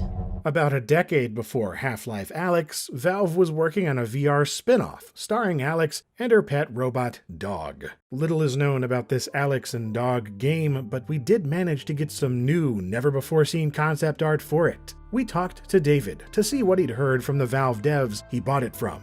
There was an independent Alyx and Dog VR experience that was being toyed with. My understanding was that it was going to be a VR experience with Alyx and Dog going into the world and exploring. So kind of like Alyx, but less City 17, less, urban environment and more out into the, I would say, now that we have a reference that can work for it, Horizon Called Wild kind of VR experience of just like, there would be some outdoor stuff to explore and a bigger understanding of the world, not just the cities, as well as going to some of the cities later on. From what he was told, the game would have helped expand the outer regions of Half-Life, with Dog serving as a convenient VR companion who can bring you things, make it easier for the player to function in the VR environment, and would just be fun to interact with. The Valve guys he talked to didn't work on the project themselves, they just kinda saw it around the office, so David couldn't say for sure if it was an exclusively VR experience or if it also would have released in a more traditional non-VR format. But it doesn't appear Alex and Dog got too far in development, maybe not even out of the concept phase. In some ways, you could say it eventually became Half-Life Alyx. David reckons Dog and some of these concepts might make their way into the sequel, but that's his own speculation, and not what he was told. The next game we've got new art for is Stars of Blood, although it wasn't strictly a Half-Life title. More like it started out as a game in the Half-Life universe, similar to how Portal is. Although the name was still unknown, Stars of Blood first came to light in 2012 when Valve concept artist Peter Koenig posted some art on his personal website. About a month later, Gabe Newell revealed the game's title and described it as a space pirates game that never saw the light of day. This concept art shows a collection of characters, like a captain, security officer, and what appears to be an AI engine room mechanic. Some art and crumbs of information has made their way online over the years, but next to nothing about the story or gameplay, not from reliable sources anyway, although rumors abound in various corners of the internet. We asked David what he'd heard. Yeah, it was supposed to be, as you said, it's a space pirate themed, exploring multiple worlds potentially. My understanding was it was still going to be a first-person shooter, but more of an exploratory thing. I mean, honestly, it kind of like a Half-Life, just in the sense of it isn't just about running and gunning. It was the exploration and finding the stuff and not just being a key or a button. So more like Half-Life 2 in that wider world. There was a strong moment for a long time of like, how do we connect everything to make a shared universe? And I know that like Mark and a couple of the writers were like, that's a kind of a bad idea. I just don't think it ever really got fleshed out to like a game design document. I think it was, here's a cool thought, let's explore it a little bit, and it just never turned into anything real, unfortunately. In 2012, Valve developer Gray Horsfield uploaded this video as part of his show reel, showing a dynamic swarm system with Half-Life 2's UI. Over the past decade, some fans and news outlets have speculated the footage came from a Stars of Blood prototype, but when we talked to Horsfield, he denied there was any connection.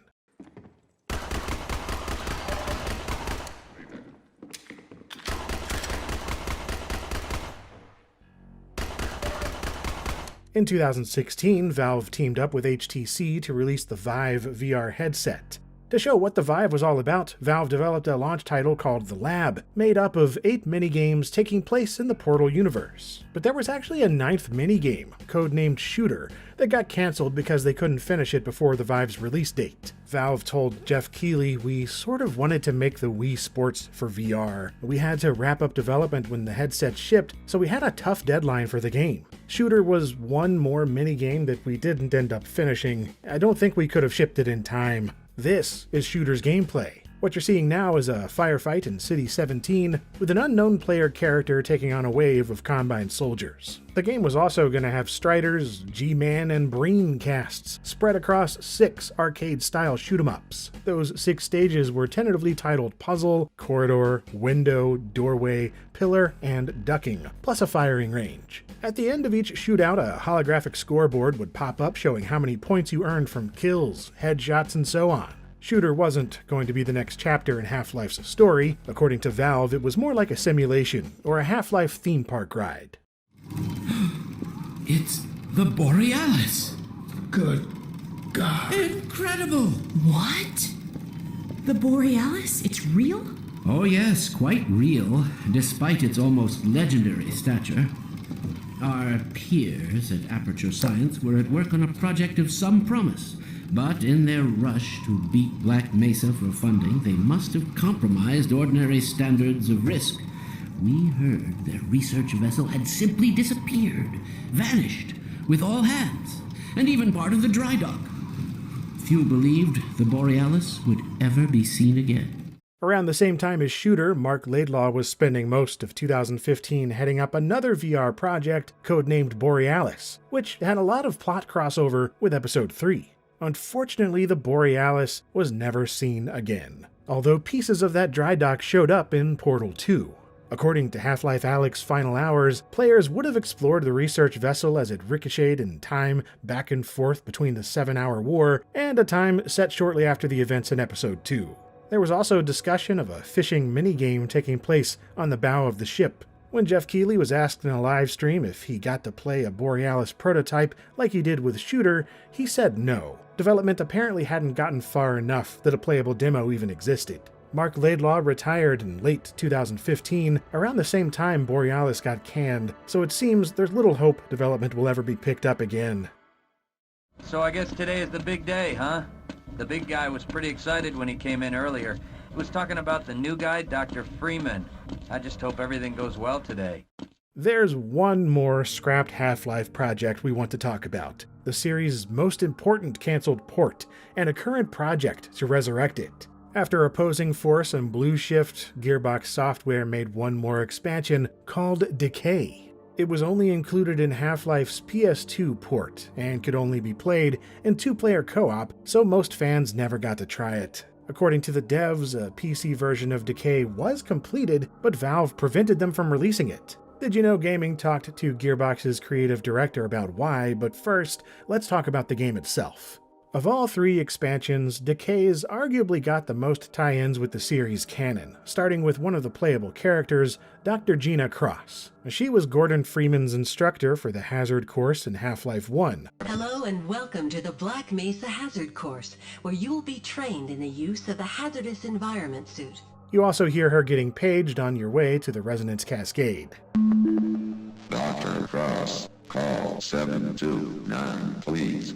And when the Zen crystals were delivered to Gordon in Half-Life, in Tighe you see it was actually Dr. Cross who sent them up to him. And if you take the time to inspect the security monitor in Blue Shift, you'll see her delivering those crystals from another perspective. G-Man only makes one appearance. About 5 minutes in, if you know where to look, you can spot him taking an elevator down as you're taking one up. But he doesn't seem interested in you, just like his one brief appearance in Blue Shift. G-Man was following Gordon Freeman and Adrian Shepard, but doesn't seem to have any plans for Barney or Dr. Cross. As for why the PC port got cancelled, Gearbox's creative director Mike Wardwell told us, it was short like Blue Shift and also had the experimental co-op focused gameplay which might have made it feel risky as a standalone release. Blue Shift, although it was received well, people were unhappy with the length. Valve might not have been comfortable with the gameplay, the characters as canon, or the length. He went on to stress that this was his impression as part of the dev team, but the decision to scrap the PC port was made by Valve, who didn't spell out the exact reasons for its cancellation.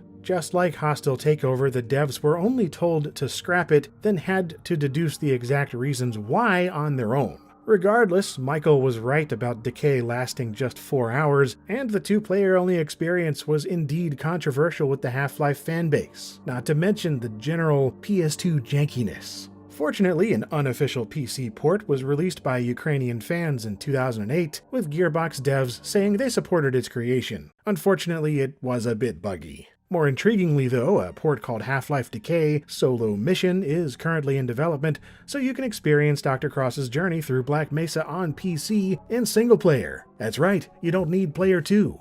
The other character, Colette Green, was essentially just a glorified avatar with no connections to the series lore. If you want to play Tighe right now, you can. The first 3 of Tighe's 10 chapters are already available as a free demo on Steam. Did You Know Gaming tried it out, and it looks and plays beautifully. The guys making it started in 2020, and when we talked to them, they said they're expecting to complete the full game and release it by the end of 2023. That's pretty soon, so for spoilers' sake, we won't talk much more about the Tighe's story. But rest assured, there are lots of moments that shine new light on the series' events. That said, there is one plot point we want to mention. At the end of Tighe, Drs. Cross and Green are both still alive, but in Opposing Force you can find Dr. Cross's dead body on Zen, which means she met her demise mere hours after Tighe's credits. Cross and Green are the only women in all of Black Mesa, so some fans thought it was just the devs using her 3D model as a stand-in for an unnamed female scientist. But in 2018, Gearbox CEO Randy Pitchford confirmed this was indeed Dr. Cross's corpse, but the whereabouts of Dr. Green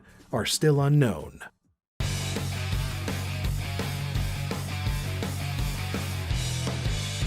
Did you know? Duke Nukem Forever began development as a 2D side-scroller, similar to Duke Nukem 1 and 2. The game's name was kept, but the concept for the game was discarded, marking the beginning of Duke Nukem Forever's infamous 15-year-long development hell. An early version of Duke Nukem Forever used the Quake 2 engine, and was presented at E3 1998, where it impressed many convention-goers. The revelation that Forever would run on id Software's Quake 2 engine shocked fans, as 3D Realms and id Software were often thought of as rivals. The competition between the two studios was even referenced in Duke Nukem 3D's Shrapnel City. In the area's 4th level, an earthquake strikes as the player approaches a tall black building with the sign East Town Towers. Duke says, "I ain't afraid of no quake." This sequence references the real-life Town East Towers in Mesquite, Texas, where id Software's headquarters were located at the time. Duke's line was a stab at id's then upcoming game Quake, which was known to be technically superior to Duke Nukem 3D. Duke Nukem Forever was rebooted again shortly after the 1998 E3 presentation. It was announced that Forever would run on Epic Games' Unreal Engine. During development, it was planned that Forever would feature a sidekick in the form of a gay robot. This was intended to add depth to Duke's character and to explore how the ultra-macho Duke would relate to a peer that has a different sexual orientation. The idea was scrapped, as the whole concept revolved around the robot being the subject of a tragic ending. Gearbox head Randy Pitchford explained the theme of loss and sacrifice were not appropriate for the game, stating, "Duke is all about having a good time. Do you want to pay $60 to feel like crap? No." After multiple delays, director George Broussard revealed some key reasons for Duke Nukem Forever's lengthy development time, citing the complexity of modern game design and his own habit of constantly seeking out new elements to put in the game. It actually became a running joke at 3D Realms to keep Broussard from playing new video games, as he'd want to include portions of them in Duke Nukem Forever. Development continued intermittently over a decade as more and more delays were announced, and Forever won Wired.com's yearly Vaporware Awards numerous times. In 2003, it was removed from Wired's list and given a Lifetime Achievement Award. Sometime before 2009, 3D Realms discontinued internal development of the game. However, 9 ex-employees, including key personnel like Alan Bloom, continued game development from their homes throughout the year. These ex-employees formed Triptych Games, and with the help of funding from Gearbox Software, Duke Nukem Forever was finally released in 2011. One strange result of Forever's extended production was that retailer GameStop was obliged to honor a decade-old pre-order for the game. A gamer that goes by the alias /000 held on to his pre-order from 2001. Not only did he get his long-awaited game, but Gearbox sent him a care package full of Duke Nukem merchandise. The Duke Nukem games are fully loaded with references to movies, music, and other video games. The cover of Duke Nukem 3D pays homage to the iconic cover image for Evil Dead 3: Army of Darkness. And this isn't the only reference to that same film in Duke Nukem. Aside from a few choice quotes, the popular Duke one-liner, "Hail to the King, baby," is taken word for word from the last line in Army of Darkness. Another famous Duke Nukem quote, "It's time to kick ass and chew bubblegum, and I'm all out of gum," was taken almost verbatim from the 1988 John Carpenter film They Live. The Duke Nukem 3D Shrapnel City level Freeway contains a hidden reference to the Terminator series. A flattened, Terminator-looking robot can be found behind the machine press. This references the ending to the first Terminator film, where the T-800 is crushed under a hydraulic press. In the Lunar Apocalypse level Warp Factor, there are a few hidden rooms referencing Star Trek: The Next Generation. Duke can find the bridge of the Starship Enterprise and Captain Picard's Ready Room. An additional really ready room can be uncovered inside Picard's Ready Room with a secret stash of dirty videos. There are also a series of references to The Simpsons within Duke Nukem 3D. In the Stadium level, if players either look up or use a jetpack, they can see a blimp which reads Duff Beer, a reference to the Duff Beer brand from The Simpsons. In the second to last level of Duke Nukem 3D Atomic Edition, players can open one of the walls to reveal Homer Simpson's donut-covered desk from the nuclear plant. In the bathroom in level 4-6, Going Postal, a message can be seen written backwards on the wall. Looking at this message in the mirror reveals the text "Pick up Bart," alluding to the Simpsons episode Brother from the Same Planet. A different kind of Simpson reference can be found in the bar level of Red Light District. The TV in the bar displays an image of a white Bronco speeding down the highway. This is similar to O.J. Simpson's real-life car chase that interrupted coverage of the 1994 NBA Finals.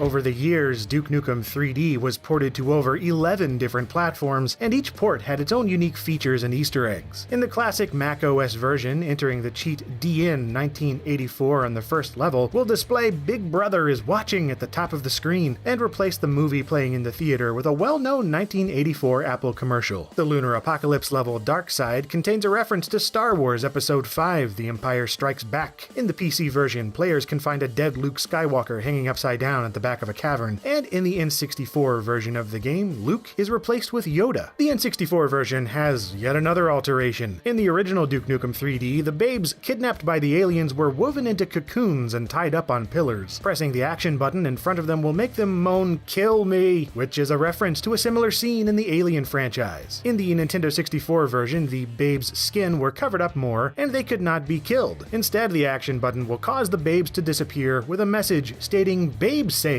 Duke Nukem Forever features many allusions and playful jabs at other video games. When in front of a wooden barricade, Duke will say, "A crowbar would come in handy right now," a reference to Gordon's famous crowbar weapon from Half-Life. In the level Blowing Up the Dam, there is a long stairway with barrels bouncing down at the player. Duke will comment, "Here's a hammer when you need one." At the top, Duke finds a pig and says, "Huh, I was expecting a monkey." This is a reference to Nintendo's 1981 arcade game Donkey Kong. EA's Dead Space series is referenced in the level The Hive as well. In the level, players can find the dead body of Isaac Clarke. Once found, Duke will comment, "That's one dead space marine." This line is a riff on a line from Duke Nukem 3D, where Duke finds the bloody corpse of the protagonist from Doom and comments, "That's one doomed space marine."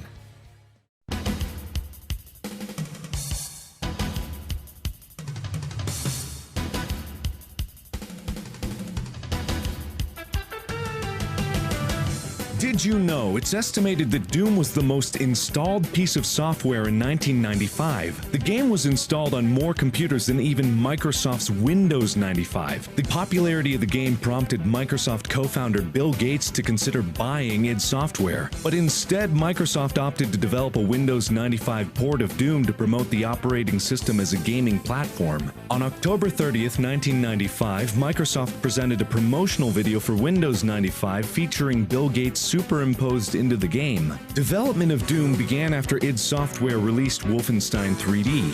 Lead programmer and innovator of the first-person shooter genre, John Carmack, began to work on this next project in total isolation, as the rest of the team at id worked on the sequel to Wolfenstein.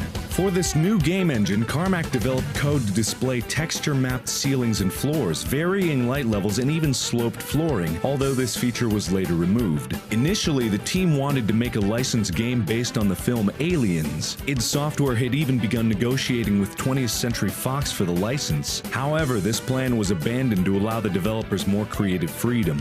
The final concept for Doom took some influence from Aliens, but it was also influenced by other Hollywood movies. The chainsaw and super shotgun weapons were directly inspired by the Evil Dead series. The name Doom came from a line in the movie The Color of Money, where Tom Cruise shows up at a pool hall with a custom pool cue in a case. When asked what's inside the case, he replies, "Doom." The idea to use demons as enemies came up after some of the developers from id played a campaign of Dungeons & Dragons that ended with demons bursting through a portal and overrunning the game. Creative director Tom Hall had originally drafted an elaborate storyline for Doom in a design document called the Doom Bible. The game was to take place in a military research base on an alien planet called Tighe, where creatures from hell would suddenly burst in and attack. There were going to be 5 playable characters, each with their own unique abilities. The storyline originally involved traveling to Hell and back, and eventually Tighe would be destroyed. The protagonist would then be held responsible and sent to jail. John Carmack did not approve of the detailed storyline, and so the Doom Bible was mostly ignored in the final version. Carmack explained his position on video game narratives in 2003, stating, "Story in a game is like story in a porn movie. It's expected to be there, but it's not that important." Even though the story was discarded, some of the original concepts from the Doom Bible were implemented in the final game. These include the location of military bases on extraterrestrial planets, the concept of traveling to and from Hell, and modified versions of some weapons as well as some monsters that were originally conceived in the Doom Bible. Additionally, Tom Hall took some of his Doom Bible concepts with him after leaving id Software to work at 3D Realms. The first-person shooter Rise of the Triad starred a group of main characters designed after the characters planned to appear in the Doom Bible game. And the PC flight combat game Terminal Velocity featured a planet called Tighe.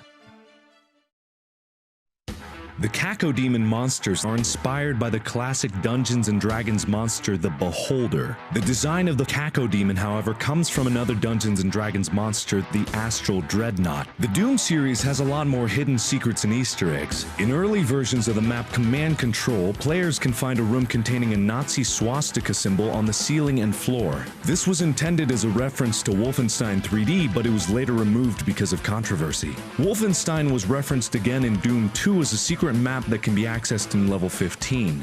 This secret map was based on floors 1 and 9 from Escape from Castle Wolfenstein and even includes Nazi soldiers from Wolfenstein as enemies. Another secret map in Doom 2 contains these same Nazi soldiers as enemies, but it also includes a reference to id Software's Commander Keen series. The names of the levels in various Doom iterations have interesting origins. The first episode of the original Doom, Knee Deep in the Dead, was one of the few titles from the Doom Bible that survived the overhaul. The fourth and final episode of Ultimate Doom, called Thy Flesh Consumed, gets its name from a passage in the King James translation of the Bible. Proverbs 5:11 reads, "And thou mourn at the last, when thy flesh and thy body are consumed." In fact, most levels in Thy Flesh Consumed also get their names from Bible passages. The 21st level in Doom 2 is called Nirvana, and a shotgun can be found in the first sector of this level. This is possibly a reference to the band Nirvana, whose lead singer Kurt Cobain died from a self-inflicted shotgun blast the same year Doom 2 was released. This wouldn't be the only example of a reference to a popular rock band in the Doom series. The first level of Thy Flesh Consumed, Hell Beneath, contains a hidden room with a logo for the band 9 Inch Nails.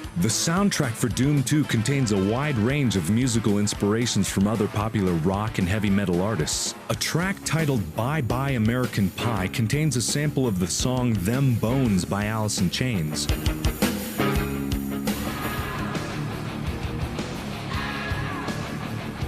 The track Sean's Got the Shotgun features a drum beat lifted from the song South of Heaven by Slayer.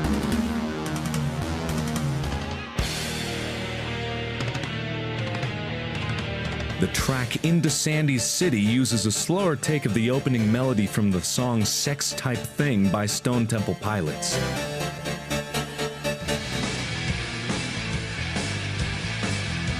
And the track The Demon's Dead uses the opening melody of After All the Dead by Black Sabbath.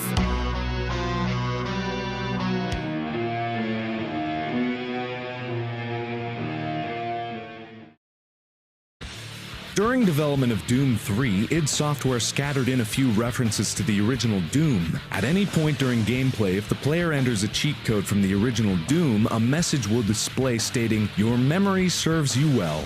At the beginning of the game, the player can access a communal area where there's an arcade machine named Super Turbo Turkey Puncher 3! The fictional arcade game contains graphics from Doom and a logo inspired by Street Fighter Alpha 3. On the Mars base, a magazine can be found called Game Hog. The cover depicts the face of Doom Guy with a shocked expression. This is a reference to a status bar face in Doom 1 that would rarely make an appearance due to a bug in the game. And finally, the light patterns of the pentagrams in Hell contain a few hidden details. The first is a logo for the Union Aerospace Corporation, and the second is the face of Doom Guy in the lower left quadrant.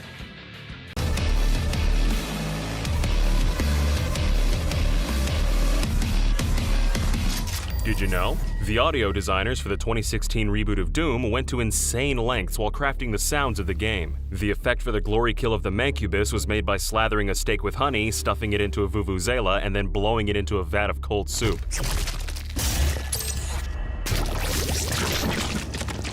And the theme music from the main menu features the sound of a chainsaw run through a synthesizer as the lead instrument.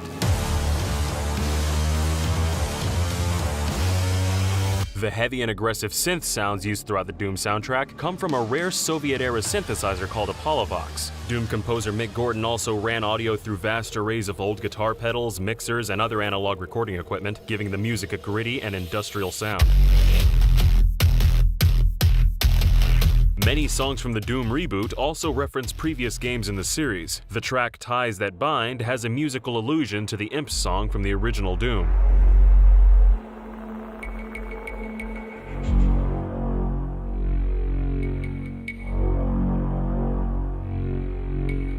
To make the reference authentic, Mick Gordon tracked down an old Sound Blaster PC card to sample the exact MIDI sounds from the original game. Doom 3's music is also referenced in the reboot soundtrack. The track Harbinger uses a similar guitar riff as the main theme of Doom 3.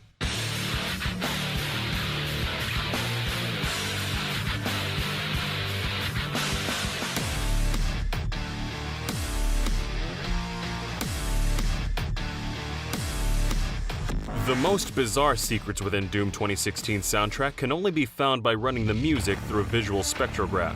The opening to a track known as Cyber Demon contains satanic imagery depicting pentagrams and the number 666.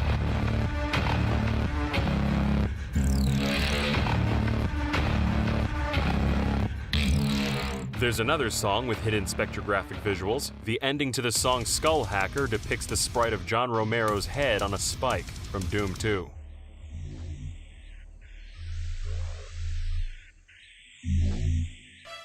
The theme for the evil scientist Olivia Pierce was inspired by the classic Doom track Suspense. It was one of Mick Gordon's favorite songs from the original Doom, and he felt the dark tone captured her evil characteristics. Olivia Pierce was modeled after the actress Tilda Swinton, and was specifically influenced by her role as Karen Crowder in the 2007 film Michael Clayton. According to creative director Hugo Martin, the film's style of indirect storytelling was also an influence for Doom 2016. While developing the narrative of the game, lead designers Hugo Martin and Marty Stratton had long discussions breaking down films and trying to find what made them great. Another movie they found inspiration from was the 1991 action film The Last Boy Scout. Hugo Martin explained in an interview with NoClip that it was one of his favorite movies and he loved its self-aware humor. After several failed attempts at writing a serious story for a discontinued Doom 4 project, the team felt that Last Boy Scout's self-aware tone was a better fit for Doom. The opening sequence of Doom was inspired by the surgery scene from RoboCop. The team studied the scene closely and wanted to emulate the moments that showed the audience how powerful RoboCop is going to be. id Software designed a few very different opening cinematics before settling on a final version. Some early versions of the opening featured drawn-out tutorials and a segment where Olivia paced, lecturing the Doom Marine as he was strapped to a chair. The team found that these story elements interrupted the flow of gameplay and didn't set the right tone. This frustration manifested in the story segment where the Doom Marine throws a screen as a mission brief plays. It was deliberately added as a statement on the importance of narrative in the fast action game. Hugo Martin stated,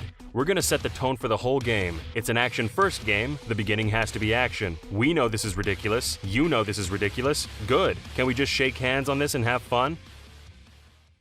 Including the scrapped concepts for Doom 4, Doom 2016 was technically in development for 8 years. One of the developers even had 4 children in the time it took to release the game. When the founder of id Software, John Carmack, left the company, it was enormously disruptive. The decision caused a legal battle between Carmack and id Software's parent company, ZeniMax. The reason for the split came from creative differences. Carmack wanted to focus more effort on the then unproven virtual reality systems, but ZeniMax wouldn't allow Carmack to work on VR projects while under contract. So when the contract expired, Carmack decided not to renew and went to work on the Oculus Rift as technology chief. id Software underwent a complete reshuffling of talent and brought in new hires for leading roles. After rebooting the project into what it's known as today, the developers came up with a concept called the DNA of Doom. Getting away from the Doom 4 premise, the game was to return to its roots, with no scripted events, no cover, no reloading, and movement as a defense. Level designer Jason O'Connell was a huge Doom fan growing up and had the original game running when he would design levels. id Software built the game around the concept of push-forward combat. The idea was inspired by the Glory Kill system and how it incentivizes players to keep moving with health and ammo. Hugo Martin compared the gameplay style to Bloodborne, which was popular around the id Software office when it came out.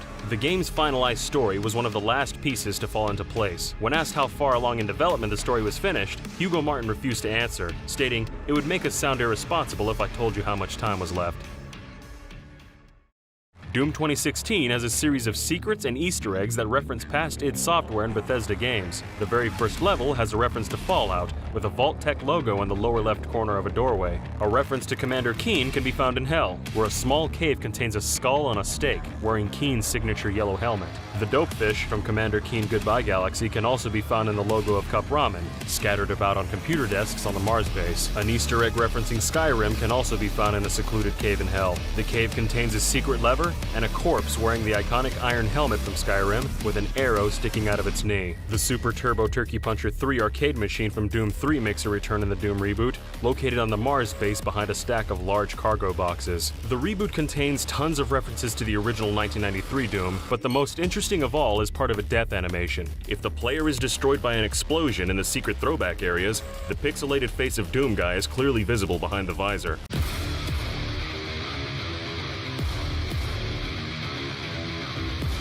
Did you know? Production of Doom Eternal began immediately after Doom 2016 shipped. As proud as id Software was of Doom 2016, they wanted to use what they learned from 2016's tumultuous development to make a game that didn't just meet fans' expectations, but rather exceed them. To do this, id closely examined Doom 2016's reception among critics and fans. Doom Eternal director Hugo Martin personally scoured the internet, reading and watching everything from reviews, forum discussions, to streams of Doom 2016 for feedback. A major criticism Martin noticed, and one that he quickly came to agree with, was Doom 2016's repetitiveness. According to executive producer Marty Stratton, this was especially apparent in the game's latter half, and even made some players outright quit.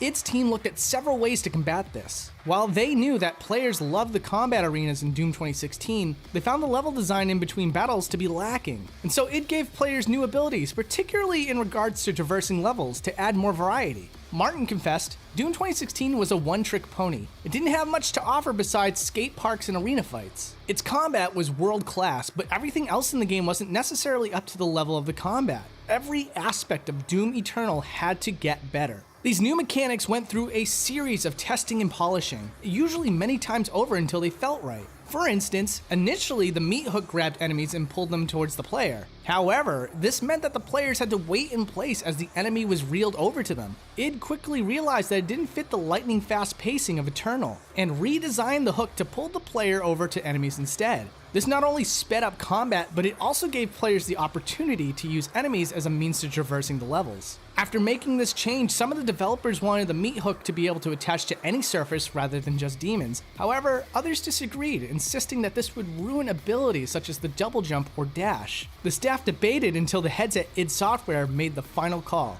Stratton reasoned, from a "that sounds fun" perspective, yeah, we should. We should allow the meat hook to grapple anything. But the fact that the meat hook only latches onto demons and pulls you across the world, that narrowing of the item makes it clear to the player's mind how they can use it. Being able to get into a situation like this with our designers saying, should we be able to grapple anywhere? And the answer being no, and some people saying, okay, I don't agree, but let's make this awesome, makes everything easier and our decisions to make the game tighter as a result. It also realized that most of the enemies in Doom 2016 could easily be beat with the Super Shotgun. This led to many players relying on the Super Shotgun over other weapons, making Doom 2016 seem a little more repetitive. And as a result, the team examined every single weapon in Doom Eternal and rebalanced them to ensure that no weapon would be rendered completely obsolete. It also restricted the maximum ammo players could hold for each weapon, forcing them to use more of their arsenal rather than sitting on a single weapon. Doom Eternal's enemy AI was also given a boost, with demons now being able to defend against players blindly rushing them head-on.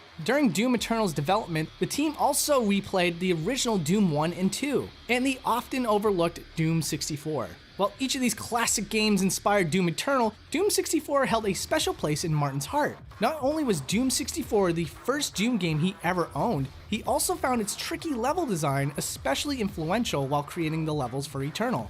Martin told IGN, walking down a hallway in Doom 64, you never knew what the level was going to throw at you. More so than the original Doom. Knowing that the level is keeping the players on their toes was actually something we really wanted to get into Doom Eternal. In fact, Doom Eternal directly references Doom 64 with the Unmaker super weapon from the N64 Classic. Meanwhile, Night Dive Studios released an updated port of Doom 64 alongside Doom Eternal. Among a number of improvements, this port also adds a brand new level which ties into Doom Eternal's lore. Following this, id Software abandoned the strict sense of realism they strived for with Doom 2016, and instead looked towards the colorful Nintendo games and the box art of the He-Man toy line for inspiration. This shift in tone changed everything from the game's overall art style to the vibrantly color-coded ammo types, the inclusion of 1-ups, the over-the-top executions, and more. Although id Software believed Doom 2016 could be more immersive if it felt realistic, Martin came to disagree with this view, especially considering the art styles of both Doom 1 and 2. To Martin, a game is immersive as long as its tone remains consistent. He explained, in other games, they're all about creating this cinematic and immersive experience, and they don't want to break reality too much during your experience. I think that's the strength of those games, but I don't think that's the strength of Doom, and it's not something we try to do. Another common complaint of Doom 2016 was its multiplayer mode, largely developed by Certain Affinity, which some felt was too disconnected from the single-player experience. In response, it designed Doom Eternal's multiplayer from the ground up, in-house, alongside the single-player content. The team also experimented with new ways players could battle against each other, such as the asymmetrical 2v1 battles and the Dark Souls-like invasion mode. Surprisingly, it decided against having a traditional deathmatch mode in Eternal, which has been a staple in the series, if not the entire FPS genre since the original Doom in 1993. According to Bethesda's Global Senior Vice President Pete Hines, the developers wanted to make sure that there was a high level of consistency between single-player and multiplayer. Hines told Shack News, "We wanted it to feel like you're all playing the same game. That's as opposed to, I'm a badass demon slayer in single player, but when I go to multiplayer, there are no demons and it's just deathmatch. We don't want to include deathmatch just for the sake of doing it. We want to make sure that we're doing stuff that's interesting and that resonates." Unfortunately, this emphasis on revamping Eternal's multiplayer modes in-house took far more time and resources, causing Doom 2016's Snap Map mode to be left on the cutting room floor. Nevertheless, it prioritized making new content in Eternal, rather than ensuring every feature in Doom 2016 made a return.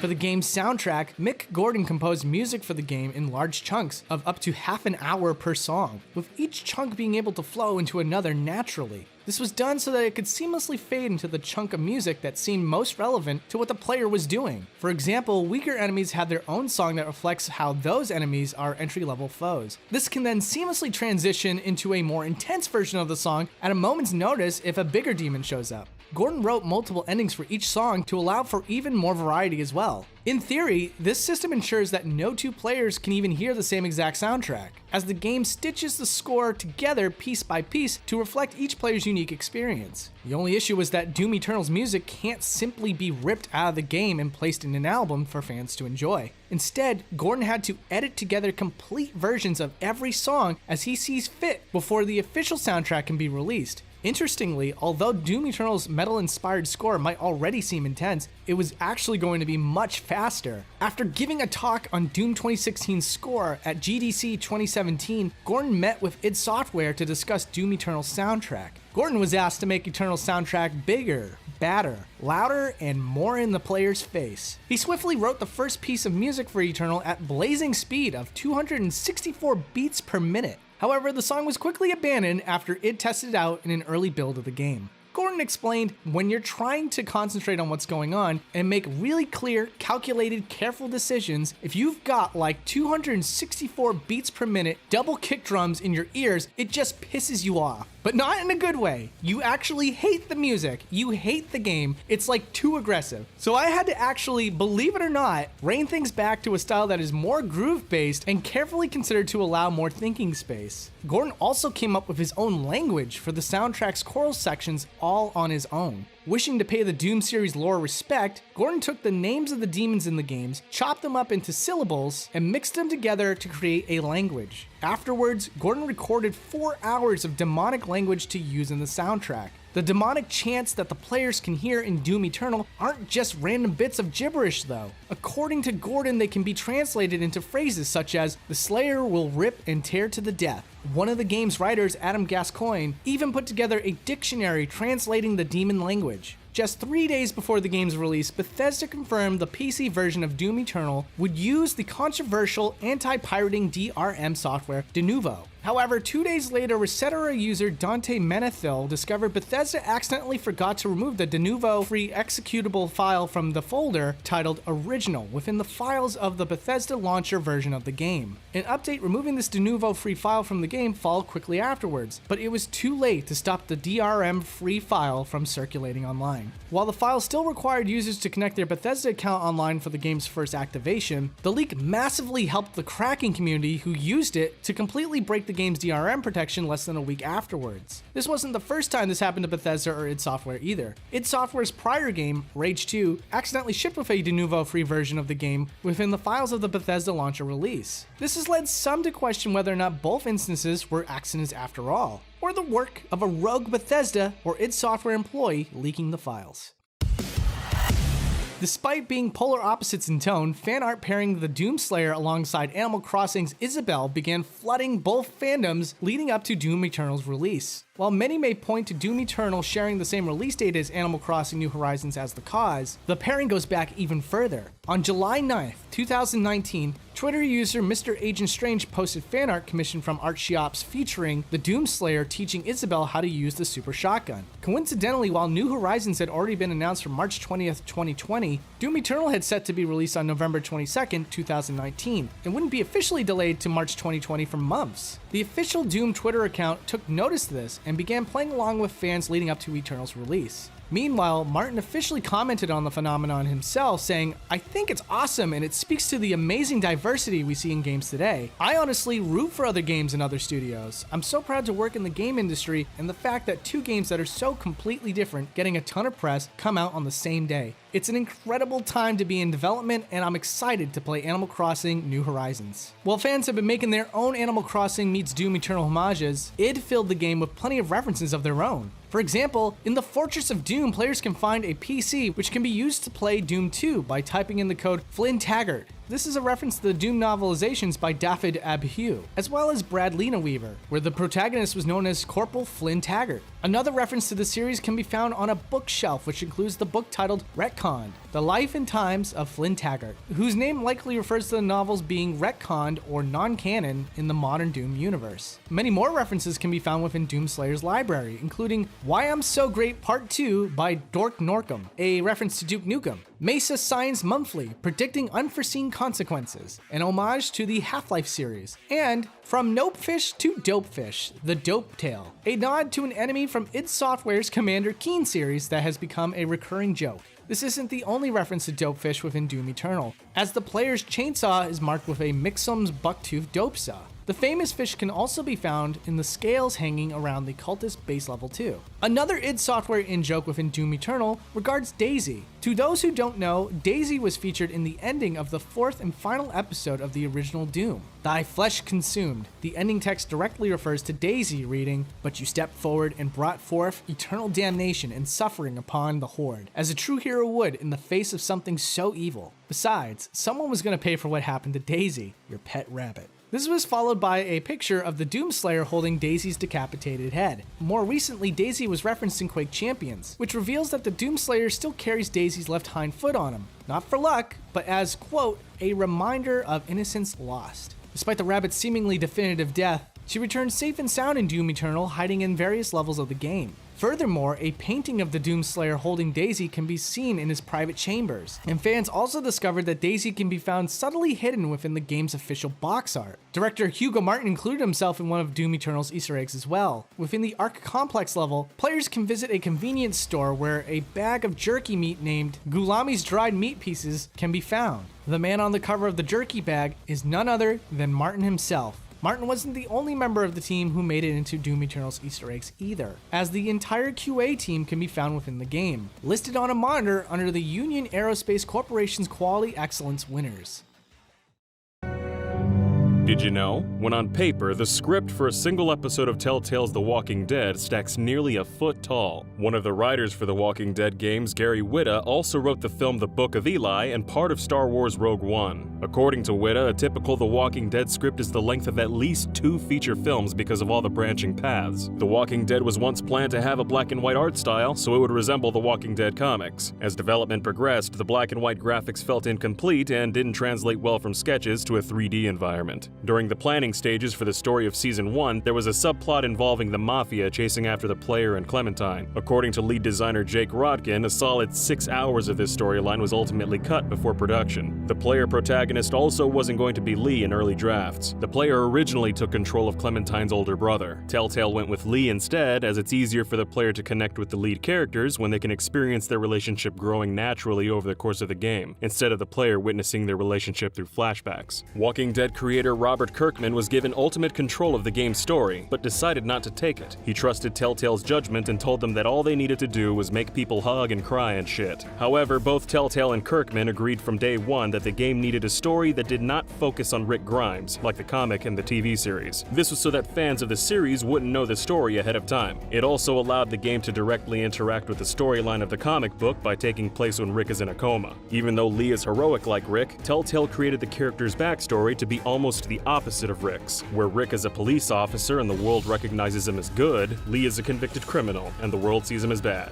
The writers saw it as a challenge to see if they could get players to be on Lee's side. At first, Telltale was unsure about having Clementine in the game. They feared players would find the child annoying or bratty and wouldn't want to protect her. Casting a voice actress for Clementine was a challenge as well. In an interview with Game Informer, lead writer Sean Veneman stated that if he went back to the planning stages, he wouldn't have chosen a young girl. Veneman said, "I remember sitting down with Dan, the head of Telltale, and saying, we might have really bungled this, because if we can't find her, the whole thing is gonna fall apart. There was a lot of anxiety and it was a big risk." Telltale had actual young girls come in to try for the part, but they found the children struggled to understand the subtext of what was going on. Sean Veneman described finding Melissa Hutchinson to play Clementine as her flying down from the heavens to save us. The voice actor for Lee, Dave Fennoy, is famous for being the announcer for the streaming service Hulu, but surprisingly, he wasn't Telltale's first choice for the part. The entire first episode was recorded with a different voice actor playing Lee, but the team felt the character needed more emotional depth. Telltale turned to Dave Fennoy, as they'd previously worked with him on Law & Order Legacies. I stay away from all bureaucrats, sacred and secular. As an actor, Fennoy is very fond of his role as Lee, and he grew emotionally attached to the character. During his final recording session for the end of episode 5, Fennoy legitimately cried during his performance. The voice actor for Larry, Terry McGovern, had previously voiced Launchpad in Disney's DuckTales. He also voiced one of the stormtroopers in the original Star Wars. In an episode of Telltale's Playing Dead, McGovern revealed that he based Larry's voice on George C. Scott's portrayal of General Buck Turgidson in Dr. Strangelove. It's an obvious commie trick, Mr. President. We're wasting valuable time. Look at the big boy. They're getting ready to clobber. We let someone with a bite stay in, and we all end up bitten. Comedian Kumail Nanjiani joined the cast of Season 2 as Reggie because he was a big fan of this series. He reached out to lead writer Gary Whitta for an interview on his podcast, The Indoor Kids. In return, Telltale asked him to audition for a role in the game. That was awkward. I won't do that again. Hollywood actor Michael Madsen was brought in as the voice of William Carver in Season 2 after asking his manager to find him more roles in games. Killing one in order to save many is part of survival. He became interested in video game voice work watching his sons play modern games. Kenny was originally set to die in Season 1, Episode 5, but the developers decided to keep him alive at the last minute. Voice actor Gavin Hammond even recorded Kenny's death screams. Hammond didn't find out Kenny wasn't dead until the rap party for Season 1, when a developer told him that all his death audio was deleted. Each episode of The Walking Dead was released as soon as they were finished, so developers at Telltale Games were able to use analytics to change the story in future episodes and tailor the game by audience reaction. Telltale wanted most major decisions to be a moral dilemma, and they considered it a success when there was a 50-50 split in player decisions. Some of the results were not what they expected. One example is the decision to kill Andy in Episode 2. Only 20% of players chose to kill Andy, and the line chart for how many times the player punched Andy showed 2 major peaks. Many players stopped when the camera changed to a wide shot and revealed the other characters were watching the violence. But a majority of those who didn't stop kept punching Andy until he died. In Episode 5, if the player talks to Kenny 5 times in a row, Lee will walk away and reference Randy Tudor, the lead programmer at Telltale Games. Randy Tudor. Good man. Damn fine man. Powerful stash. One of the greats. This Easter egg is repeated verbatim by Jesus in Season 3, Episode 3. In Episode 1, Telltale developers were surprised that most players chose to save Carly over Doug. Doug was actually based on the real IT specialist at Telltale Games, Doug Tobacco. The team's writers had a heated debate about who players would save, or as Gary Whitta phrased it, the hot chick or the fat dude. Fans actually started a popular Facebook campaign called Save Doug to try to convince other players to rescue Doug instead of Carly. Some of the decisions in the game were added as a mirror of previous moral dilemmas to give players a chance to grow or change their minds. In Season 2, Episode 4, the decision of whether or not to steal the pills was intentionally set up to reflect back on Season 1, when Lee was given the choice of whether or not to steal the food from the car. One player decision that was ultimately removed from the game could have drastically changed the rest of the story. At the end of Season 2, they considered allowing players to leave AJ behind and end the game alone. There was a lot of discussion about it, but the team decided Clementine wasn't that cold-hearted yet, so it wouldn't have even been a question for her. The developers of The Walking Dead included a few hidden Easter eggs and references to other Skybound and Telltale series throughout the game. In Episode 3, there's a bottle of Benang in a cup holder of a vehicle. This drink is a reference to Sam and Max Beyond Time and Space. The fictional drink also appeared in subsequent episodes of The Walking Dead, as well as other games by Telltale. In a background conversation in Season 1, Duck describes a comic he read called Super Dinosaur. This is a reference to another comic written by creator of The Walking Dead, Robert Kirkman. There are also leftover material in The Walking Dead from Telltale's CSI games. Data miners found assets belonging to a character called Nick Stokes, one of the main characters from CSI.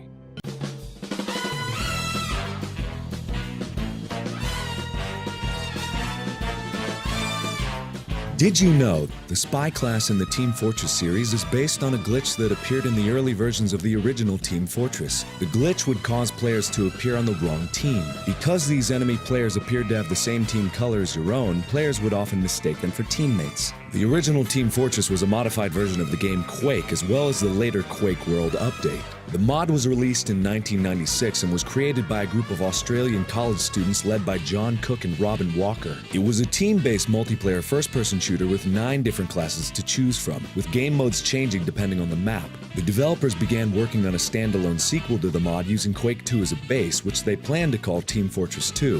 Valve Software showed interest in the mod and hired the team to port Team Fortress to Valve's Gold Source engine as a way of promoting Half-Life 1's software development kit. A port was swiftly made and released with the name Team Fortress Classic. Team Fortress 2, on the other hand, went through multiple delays and design changes until it was released in 2007. When it was first shown at E3 in 1999, Team Fortress 2 looked very different to the game we know today. Unlike the cartoonish mid-20th century industrial art style in the final game, this early version looked to be a more realistic-looking military shooter. This realistic Team Fortress 2 would have featured real-time strategy elements, vehicles, and a class called the Commander. The Commander would have a bird's-eye view of the entire battlefield, be able to look through engineer-built cameras, and see through the eyes of other players. They could provide strategic information for the team, coordinate attacks, alert the team to enemies, place structures, and call for parachute drops over enemy territories. The class was dropped, however, as the developers felt it wouldn't be fun for other players to be commanded what to do. Early versions of Team Fortress 2 also included an officer class that could affect the team's morale and lead a charge. The higher the player's morale, the faster and more accurate they became. However, if an officer died, the player's morale would reset. This morale system was implemented to encourage people to work together as a team. There was also an instructor class that would teach the players how to play the game. Team Fortress 2 was originally titled Valve's Team Fortress, and later Team Fortress 2 Brotherhood of Arms. The Brotherhood of Arms subtitle was dropped, as was the realistic military theme. The realistic theme was dropped because it was hard to tell the individual classes apart. It was also difficult for players to distinguish character models from parts of the background. Another version of Team Fortress 2 was found to exist after the source tree for Half-Life 2 was leaked in late 2003. Some models were found in the code, a human commando and an alien soldier, as well as the game's title Invasion. Invasion was the second version of Team Fortress 2 developed, and featured a team of humans and a team of aliens pitted against one another competing for resources. According to a Game Informer interview with Robin Walker, at least 3 to 4 different versions of Team Fortress were made until the team settled on a final idea. The final version of the game was unveiled at the EA Summer Showcase in July 2006, depicting the game with its near-final visual style. The game's art was inspired by the work of early 20th century American illustrators like Dean Cornwell, J.C. Leyendecker, and Norman Rockwell. There's a large amount of content that wasn't included in the final release of Team Fortress 2. Grenades were originally going to appear as a primary and secondary weapon like in Team Fortress Classic, with each class having their own unique variant with different effects. They were removed because the developers feared players would become dependent on them and spam them. They also feared that players would find exploits using grenades. In addition to the engineer's teleporter, sentry, and dispenser constructions, there was also going to be a repair node building. The repair node could fix any surrounding buildings whilst the engineer was absent from the area, at the cost of taking the place of one of the existing buildings. It was cut, however, because it would tend to break the flow of gameplay. Not only did it make buildings harder to destroy, but it also disrupted the natural flow of the map by taking place of the teleporters or removing valuable dispenser support from a team. The Heavy's buffalo steak sandwich was originally going to be a peyote cactus, but it was changed at the last minute. This was because playtesters thought punching people in a psychoactive peyote-induced rage while wearing a Native American headdress would be considered racist. A non-playable class called the Civilian can be found in the game's files. Its model is the same as the Scouts, and its role would have likely been similar to the Civilian in Team Fortress Classic, a target or an escortee. There are a number of different death screams in the game's files that were to be used for the Civilian. These screams were originally also used for the other playable classes before they were given unique class-specific voices. 2 unused models of rideable carts can be found in the game's files that were intended for the payload mode. There are also 2 unused audio tracks tucked away in the game's files. The first was intended to be included with the Man vs. Machine update. The track is an elevator-style jingle which would have played as the player browses the upgrade station.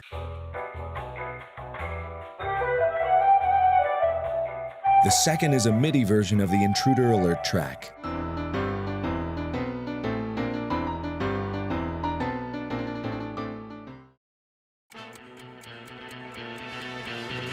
There are tons of references, secrets, and Easter eggs found in the game which have been added with various updates. One of the Pyro's taunt kills is called the Hadouken and is named after the signature move used by Ryu in the Street Fighter series. The proof of purchase helmet given to players prior to the Uber update in 2011 was based on the helmet of the human commando from the previous Invasion incarnation of the game.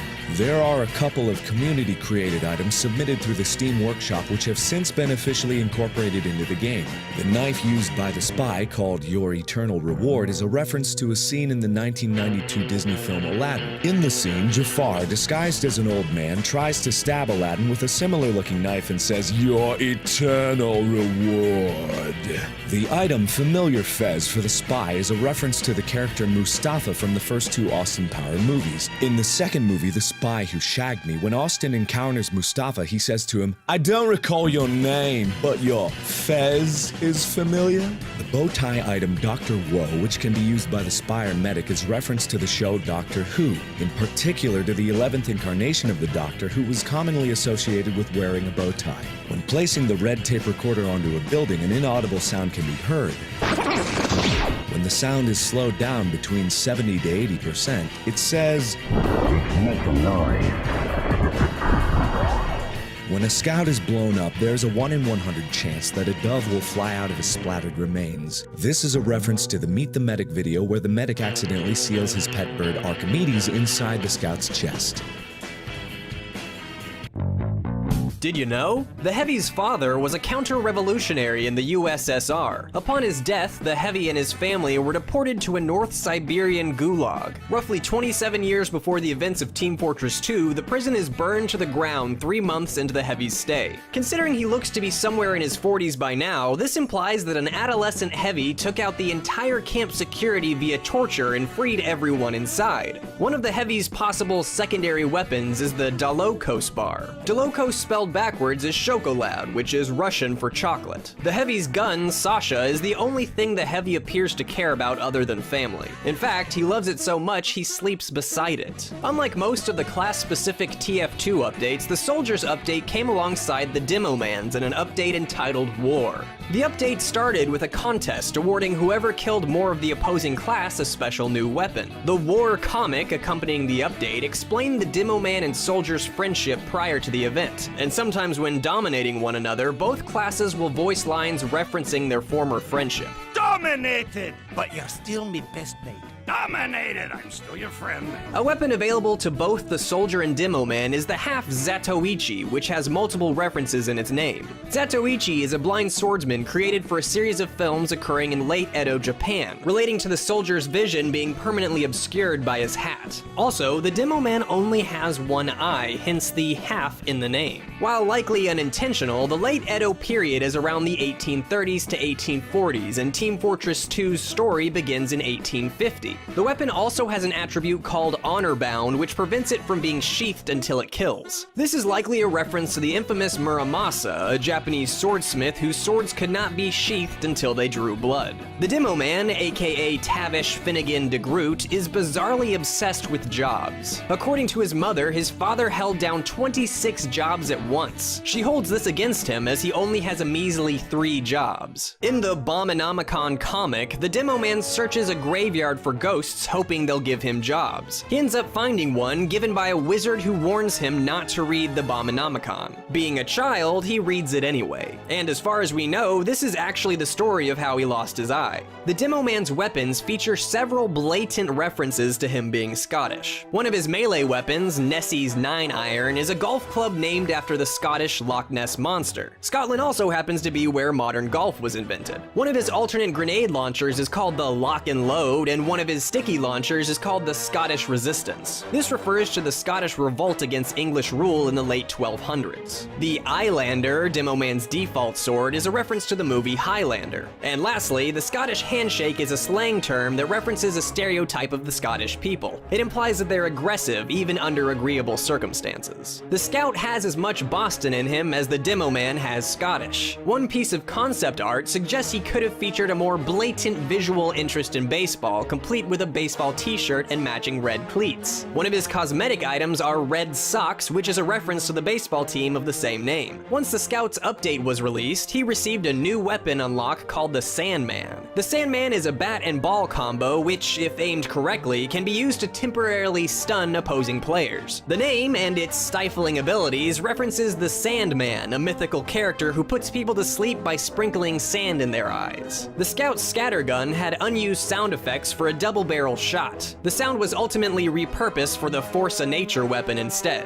One likely joke on the Force of Nature promotional poster is that it was made in Portugal but has good warranty written on it in Spanish, making it look fraudulent. The Engineer is one of the few characters in Team Fortress 2 with a full name, Del Conager. Conager happens to be a reference to the old Western novel Conager by Louis L'Amour. This explains the Engineer's relaxed cowboy-like demeanor in his Meet the Engineer trailer. The Loose Cannon comic explains that the Engineer's grandfather was integral to TF2's backstory and seemingly senseless conflict. Decades prior, he created a machine that would keep feuding brothers Blutarch and Redman Man alive forever, more or less. In the present, Blutarch Man commissioned the Engineer to figure out his grandfather's blueprints and make a better machine. The melee weapon, Eureka Effect, is named after a sudden realization or solution to a problem. This is likely because the weapon allows the Engineer to teleport to certain locations almost instantly without the need of a teleporter. This effect is similar to that of the Instant Teleporter, a secondary weapon for the Engineer which allowed them to instantly teleport to their teleporter exit. It was scrapped during development, however, as engineers were using the teleporter exits for their own needs, breaking the flow of gameplay. The Sniper isn't actually Australian. As a baby, he was blasted out of a rocket intended for deep space, only to land in Australia. The rocket was fired by his parents, both of whom were from New Zealand.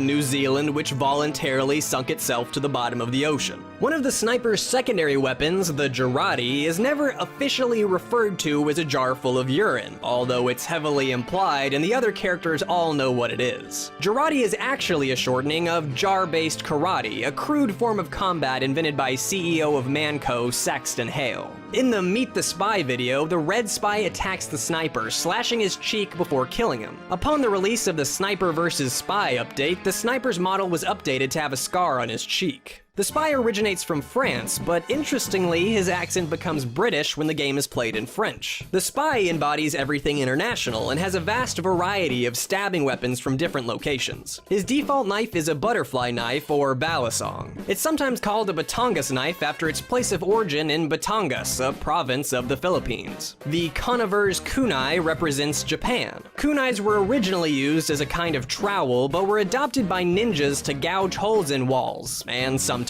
people. The Big Earner is based on American mafia slang for someone who earns a lot of money. And the Wanga prick references a wanga, a magical charm used in Haitian folk practice. Originally, Meet the Medic was going to explain how the medic invented the metagun. Thanks to an attack by the blue spy, the red medic noticed a strange reaction when a piece of medical equipment, some jars of health, and a massive pool of blood all fused together. This trailer was laid out more like the previous ones, with the medic talking at the camera and later narrating his story over the events in question. The final outtake video in this series shows off this alternate approach, and the description reads, "We'd made a fundamental error in judgment. Did we explain the birth of the metagun? Sort of. Did anyone want the metagun explained? Not necessarily. Playtesting made us realize that we'd invested a huge amount of screen time on the nuts and bolts of the birth of an inanimate object when we should have been focusing on our star. We scrapped the origin story of the metagun and went back to basics. When people think of the medic, what do they think of? What's the iconic image? The medic ubercharging a heavy." The Pyro was the final character to receive their official trailer. The community waited with great anticipation as they expected the Pyro's identity to finally be revealed. The Pyro has no name or place of origin and speaks in indistinct grunts and yells. In their official description, even the gender is called into question, stating, "He's a fearsome, inscrutable, on-fire Frankenstein of a man, if he even is a man." Though it is worth noting that the Pyro is voiced by a man. While the Pyro's update confirmed none of these things, it did confirm that they're delusional. Interestingly, Valve hit a segment of the Meet the Pyro video in a trailer for Portal 2 exactly 2 months before Meet the Pyro was published online.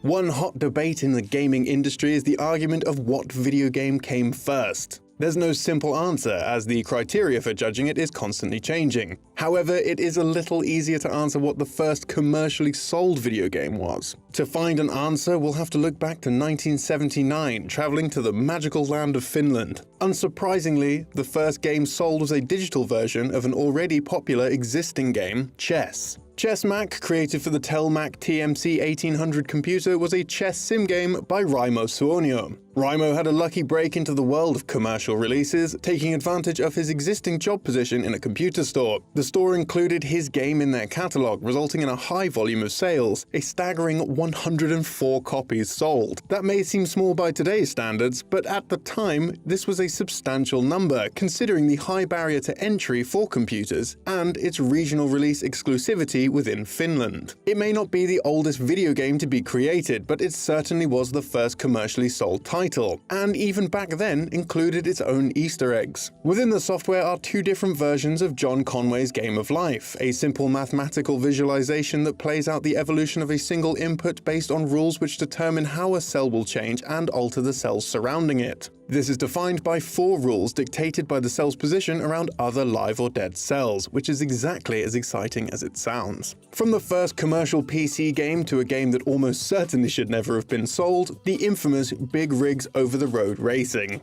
The game is well known for being largely unfinished and only playable in the strictest technical terms. Some noteworthy issues include no collision detection, the timer being purely for show, and frequent violations of the laws of physics. While reversing, it's possible for the player to reach a displayed speed of over 1 octillion times the speed of light. For those of you who may not know, 1 octillion is a 1 followed by 27 zeros, and there are very few, if any, actual trucks that can go that fast in reverse. Interestingly, for such an unfinished game, the file contains a number of unused vehicles, namely a Ford Expedition, a Toyota Celica, a Hummer H1, and a Nissan 350Z. These vehicles seem to be functional, or at least as functional as the rest of the game, although the Hummer's textures only render the alpha channel for most of the model. These are likely left over from the sister project, Midnight Race Club Supercharged, not to be confused with Rockstar's Midnight Club series. While both games were released in a pre-alpha state, they were initially a single game before being split into two projects for unknown reasons. Another game with some unusual leftovers is Imagine Engine's 2004 Pokémon Masters Arena.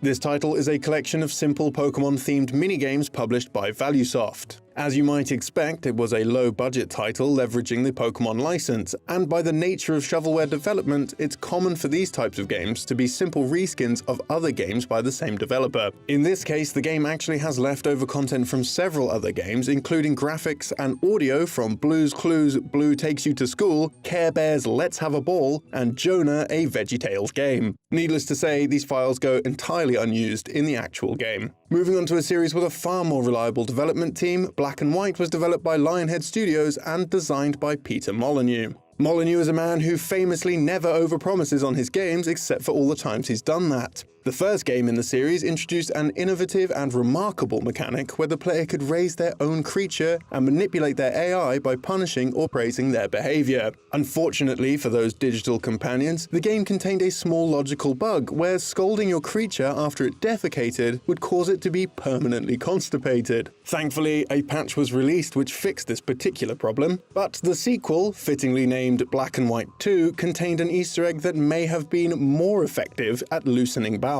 Whenever someone dies in the game, a voice can be heard quietly whispering "death" to notify the player. However, if the game recognizes the name in the game's profile, it will occasionally whisper that instead with no prior warning or explanation.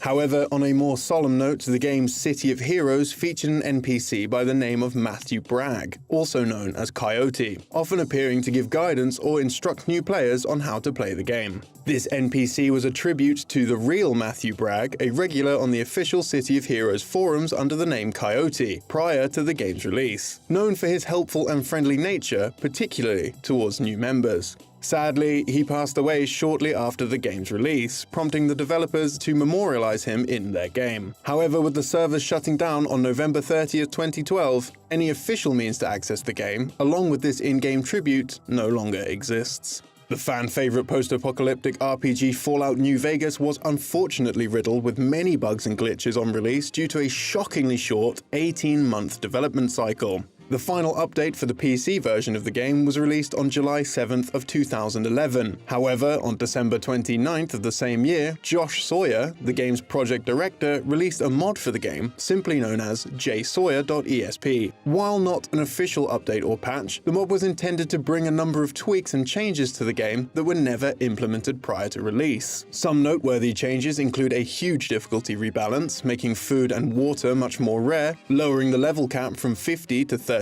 while also lowering the amount of experience received, and reducing carry capacity to just a third of the vanilla game. Along with these more punishing changes, the mod also fixes several bugs and rebalances a number of weapons and armor, as well as removing the need for special training to use the game's iconic power armor. To quote Josh Sawyer himself, "This is not official and it's not a patch. If it disintegrates your game, do a Kareem and skyhook the .esp into your recycle bin," referencing American basketball player Kareem Abdul-Jabbar and his trademark hookshot. Law & Order Double or Nothing is a largely unremarkable 2003 adventure game based on the TV series Law & Order. However, in 2007, 4 years after its initial release, it was mired in controversy over a complaint about a single image found in the game. The complaint was received from Denise Fergus, and the image in question was taken from CCTV footage recorded in 1993. It shows her son, 2-year-old James Bulger, being led out of a shopping center by two 10-year-old boys, Robert Thompson and John Venables, shortly before his murder. Miss Ferguson believes her son's death should not be used for entertainment purposes and that it dehumanizes him by turning what happened into an urban myth. It's a true and very sad story. Speaking of crimes in video games, in 2004, New Zealand's Office of Film and Literature Classification, or OFLC for short, concluded a year-long investigation into Running with Scissors' notorious first-person shooter, Postal 2. The report found that the game contained, among other things, the ability to inflict violence or humiliation on other human beings, racist, sexist, and homophobic humor, offensive stereotypes of homosexuals, Asians, Muslims, conservatives, and others, and that the game, quote, promotes and supports the use of urine in association with degrading and dehumanizing conduct. At the conclusion of the investigation, the government body placed a blanket ban on the game, meaning that any individual caught in possession of the game could face up to a year in prison or a fine of approximately $14,000. And for retailers or other large distributors, that number could go up to around $38,000. Surprisingly, these punishments were comparably lenient, with a 2015 update to their own official guidelines increasing the numbers dramatically to 10 years in prison and fines of either $50,000 or $100,000 for individuals or distributors, respectively. This ban has never been officially lifted and still stands to this day. Did you know? Publisher Electronic Arts has faced several controversies since they acquired the exclusive rights to make Star Wars games from Disney and LucasArts. Even prior to EA obtaining the Star Wars license, they had an adverse effect on the series' games. In 2007, EA acquired developer Pandemic Studios, which had created the first two installments of Star Wars Battlefront. This acquisition meant that Pandemic could no longer work with the Star Wars license with LucasArts, leading to many issues with the failed Battlefront 3. EA eventually closed Pandemic in 2009, laying off over 200 employees. Though EA announced they had secured the rights to Star Wars in May 2013, they had a teaser video for their reboot of Star Wars Battlefront ready at E3 just 1 month later. Coincidentally, EA was voted Worst Company in America by readers of the Consumerist magazine for the second year in a row in 2013, beating out companies like Bank of America, Walmart, and Comcast. EA's then CCO, Peter Moore, commented on the win by admitting, "We were guilty of some stuff." Battlefront launched in November 2015 alongside Star Wars Episode 7, but the game was noticeably lacking in content directly from the film. To explain the absence of Force Awakens content, EA CFO Blake Jorgensen said, "The one thing that we are adhering to is that you can't make a game in Star Wars that violates the canon of Star Wars, meaning you can't take something from the future and bring it back into the past. This explains why characters and locations from Rogue One were included in DLC, while Episode 7 content was excluded." EA's 2015 Battlefront was criticized heavily for a lack of content, and particularly the absence of a single-player campaign. EA CEO Andrew Wilson acknowledged this feedback at EA's E3 2017 conference, saying, "2 years ago, we launched Star Wars Battlefront, and we got a lot of feedback, a lot of it positive, and a bunch of it constructive. That's a euphemism for not as positive." As a result of this feedback, 2017's Battlefront 2 featured a full single-player campaign with an original story, though EA still ran into controversy with the title's multiplayer. During the beta test for Battlefront 2, EA was criticized for introducing loot box-based microtransactions, which some believed gave players substantial advantages for purchasing items with real money. In comparison, it was estimated that players who did not buy the loot boxes might have to grind for nearly 40 hours to unlock a single hero in the game. Reddit user MBM Maverick summed up the issue on the game's subreddit by explaining that they had bought the deluxe edition for $80 and were still unable to play Darth Vader without grinding. EA's official community Reddit account replied to the thread, reasoning that the cost of the hero characters was so high because they wanted to give their players a sense of pride and accomplishment for unlocking them. Reddit users were understandably upset by the response, resulting in the comment generating more than 300,000 downvotes in just 24 hours. As of the writing of this video, the comment currently has 675,000 downvotes, the most in the website's history by over 650,000 votes. In response to the outcry, EA removed microtransactions from Battlefront 2 until, quote, changes were made to the game. Additionally, the cost of each hero was reduced by 75%. However, the number of credits awarded to players for completing the game's campaign was also reduced by 75%. Though EA implemented the changes to the title, it might not have been their decision. According to the Wall Street Journal, several key executives at Disney, including CEO Bob Iger, were concerned about the community backlash against what they consider a key property. As a result, they put pressure on EA to make the changes to Battlefront 2. The entire controversy caused the price of EA's stock to dip by 2.5% on the game's launch day. The backlash against EA and Battlefront 2 was not just at a community and financial level. Several governments have also expressed concern about loot boxes. In November of 2017, the Belgian Gaming Commission began an investigation into loot box systems featured in titles like Battlefront 2 and Overwatch, and concluded that they were indeed gambling. Cohen Jeans, Belgium's Minister of Justice, went as far as to say, "We will certainly try to ban it." Since the release of Battlefront 2, representatives of the state of Hawaii have also looked into legislation to regulate microtransactions in games for underage players. In the press conference announcing these intentions, Hawaii State Representative Chris Lee described Battlefront 2 as an online Star Wars-themed casino designed to lure kids into spending money.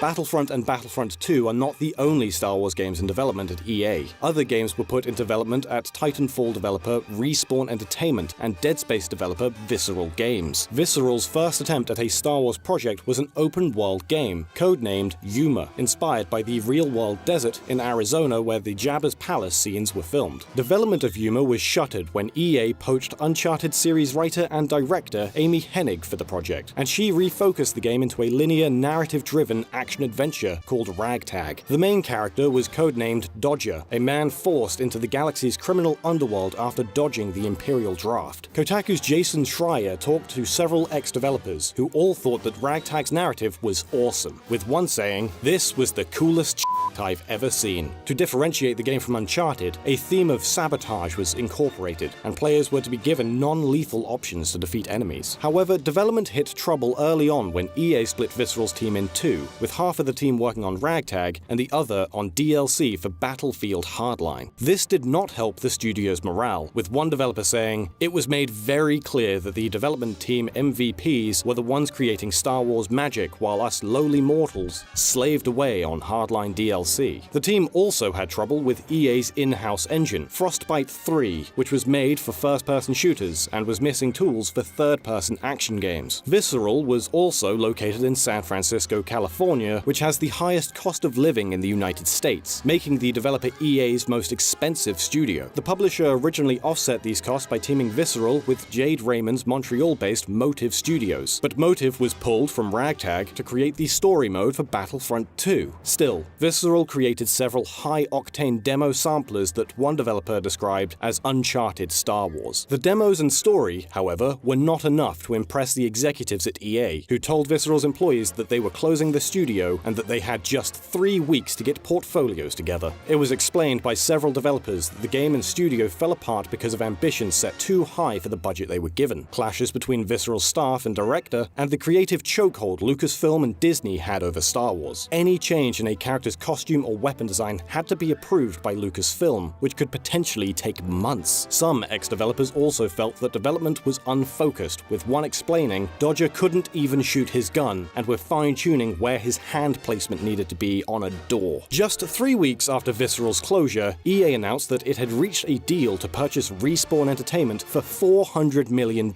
EA was forced into this decision as South Korean publisher Nexon had made a bid to buy Respawn, and EA may not have wanted to lose a valuable partner or a developer working on one of their Star Wars games. Still, the timing of Visceral's closure and Respawn's buyout is interesting. Ragtag's development was not cancelled, despite Visceral shutting its doors, and was moved to EA's Vancouver-based studio. In their announcement of Visceral's closure, EA explained that Ragtag was to be the foundation of a new game that will be a broader experience that allows for more variety and player agency. EA made no mention whether or not the game would include microtransactions.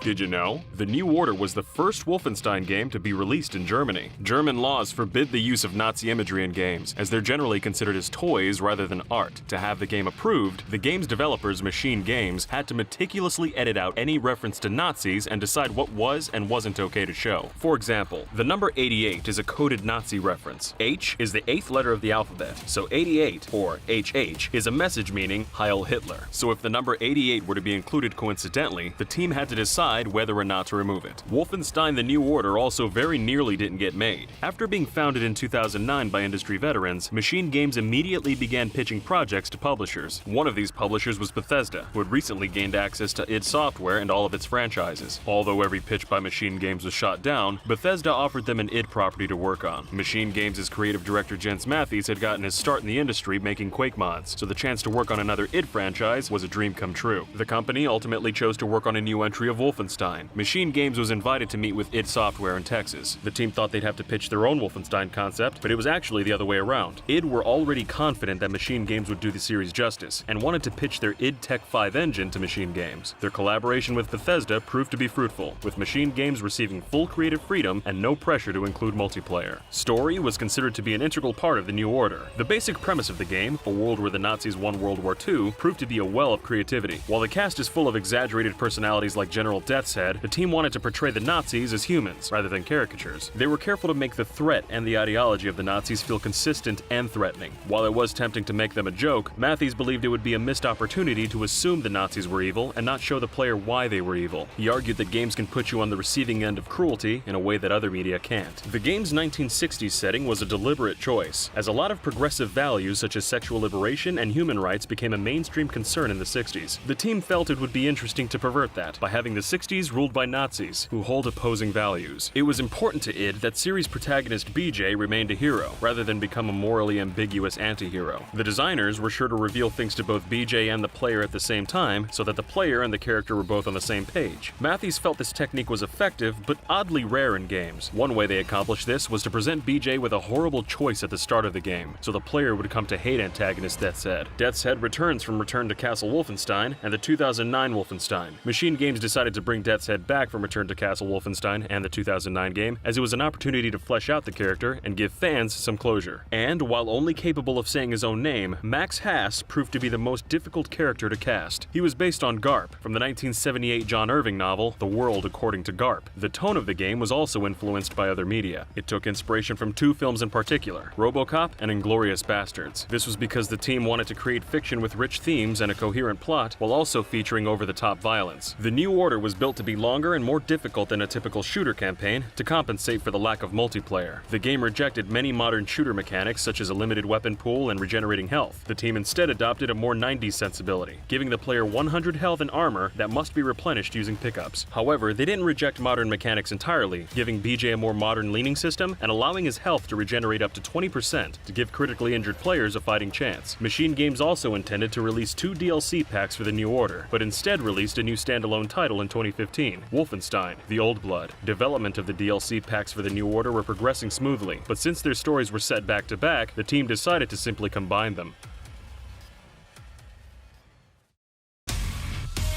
Like the New Order before it, Wolfenstein 2: The New Colossus explores a revised history where the Nazis won World War II. As it's set in America, the team explored how the Americana of the 50s and 60s is twisted by the Nazi propaganda machine. Although the game arguably has some parallels with the current political climate, this was mostly a coincidence. Machine Games were not focused on contemporary satire and wanted to create something timeless. The game's scope for commentary was also limited by both the length of development and by the game's pulpy nature. Bethesda's marketing was less shy about referencing current events, with the company releasing the No More Nazis gameplay trailer on September 19th. Some felt that the trailer was directly antagonizing people with right-wing political views. In response, Pete Hines, vice president of PR and marketing at Bethesda, said, "Wolfenstein has been a decidedly anti-Nazi series since the first release more than 20 years ago. We aren't going to shy away from what the game is about. We don't feel it's a reach for us to say Nazis are bad and un-American." Although BJ was originally said to be from Milwaukee, referencing the city's large Polish population in connection with World War II, his identity was changed in the New Order. BJ was instead given a southern accent and said to have grown up near Mesquite, Texas. This is actually a reference to id Software, which was founded in Mesquite in 1991.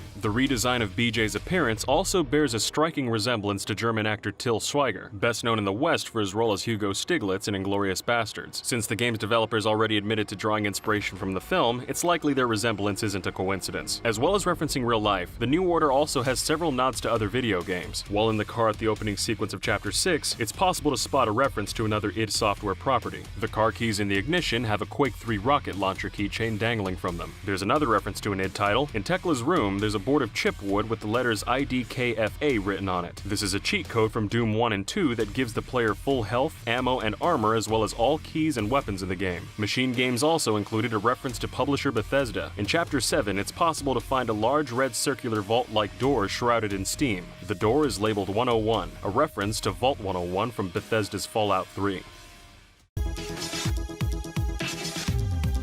Did you know? No Man's Sky was a concept that director Sean Murray conceived before he even had a studio. Murray began by convincing his future colleagues Grant Duncan, Ryan Doyle, and David Ream to leave their day jobs. He did this by sending them images of skyscrapers, calling the buildings massive games that are really functional and are kind of made to blueprints. Ream agreed to leave his job and follow Murray, but said, only if we go on and make a skyscraper of our own. This ultimately led to No Man's Sky being developed under the name Project Skyscraper. Murray's efforts paid off, and all four men left their day jobs at bigger game studios to form Hello Games. Unable to secure a publisher for their first game, Joe Danger, the team eventually gave up on their dreams and went out for a drink. This is where they came up with the idea of selling Murray's house to pay for Joe Danger's remaining costs. In an interview with Engadget, Murray explained, the way I looked at it was like, I'd bought that house because I'd worked at EA, so it was like blood money, like a blood diamond. You gotta sell that, that's bad karma. Joe Danger would go on to sell extremely well, keeping the team alive. However, with a sequel and numerous ports, Murray felt the team was in danger of falling into the same repetitive slump as some AAA games. He ended up sequestering himself and a few teammates in a room to work on what would become Project Skyscraper.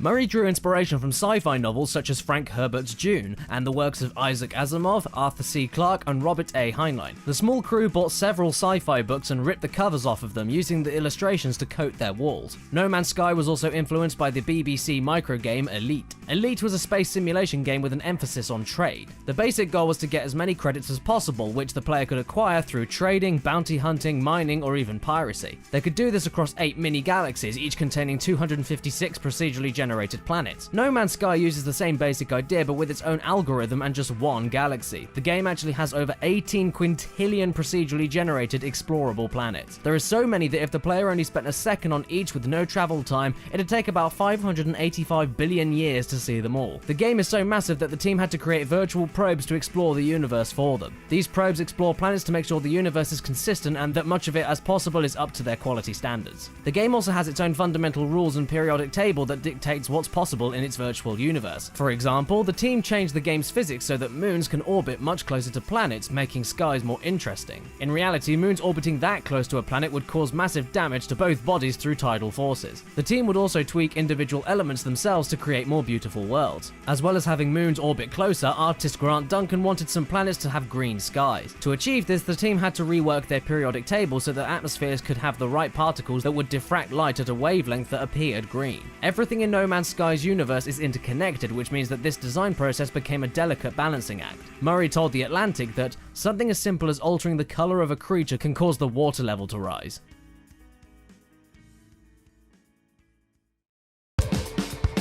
In 2013, game journalist Jeff Keighley stopped by the Hello Games office, not knowing what the team was working on. The team tried to hide the project from Keighley, but managed to see a glimpse of it anyway. Keighley said that if the team could create a trailer in time for his video game awards show, he'd give them a spot to present their project. Murray quickly threw a trailer together and sent it off for the show. Afterwards, he began sending the trailer to friends without context and asking them what they thought. Almost everyone believed the trailer wasn't ready for public viewing, and Murray asked to pull the trailer from the show. However, Keighley had fought hard to get them a spot on the show, and things went ahead as planned. The trailer was shown, and it was very well received. While this was the world's first view of No Man's Sky, it was also the first time that the Joe Danger team had seen the game as well. The studio received a boost in morale, but this didn't last long. On Christmas Eve 2013, a flood decimated their office. In an interview with IGN, Murray admitted that they probably would have cancelled the game if it hadn't already been shown to the public. Murray commented on the team's situation, saying, "We ended up in this tiny little room with 10 of us crammed in there on makeshift desks. There were just computer parts everywhere. I remember saying to the team that yes, this is crappy, but imagine what it's going to be like when we all all walk out on stage at E3. 2015 also proved to be an exciting year for the team. The Design Museum of London nominated No Man's Sky for Best Digital Design. During E3 of that year, Murray was bombarded with requests from prominent figures to view the game. The first of these requests came from the CEO of SpaceX, Elon Musk. Musk even gave the team a tour of his aerospace manufacturing and space transport company. The team also got to meet with Steven Spielberg and his team for the film Ready Player One. The final meeting request for E3 came from Kanye West. Kanye wanted to meet the team on the show floor and view their game, but they didn't actually have a spot on the floor. Due to not having any space and being in meetings with Musk and Spielberg, the team wasn't able to see Kanye.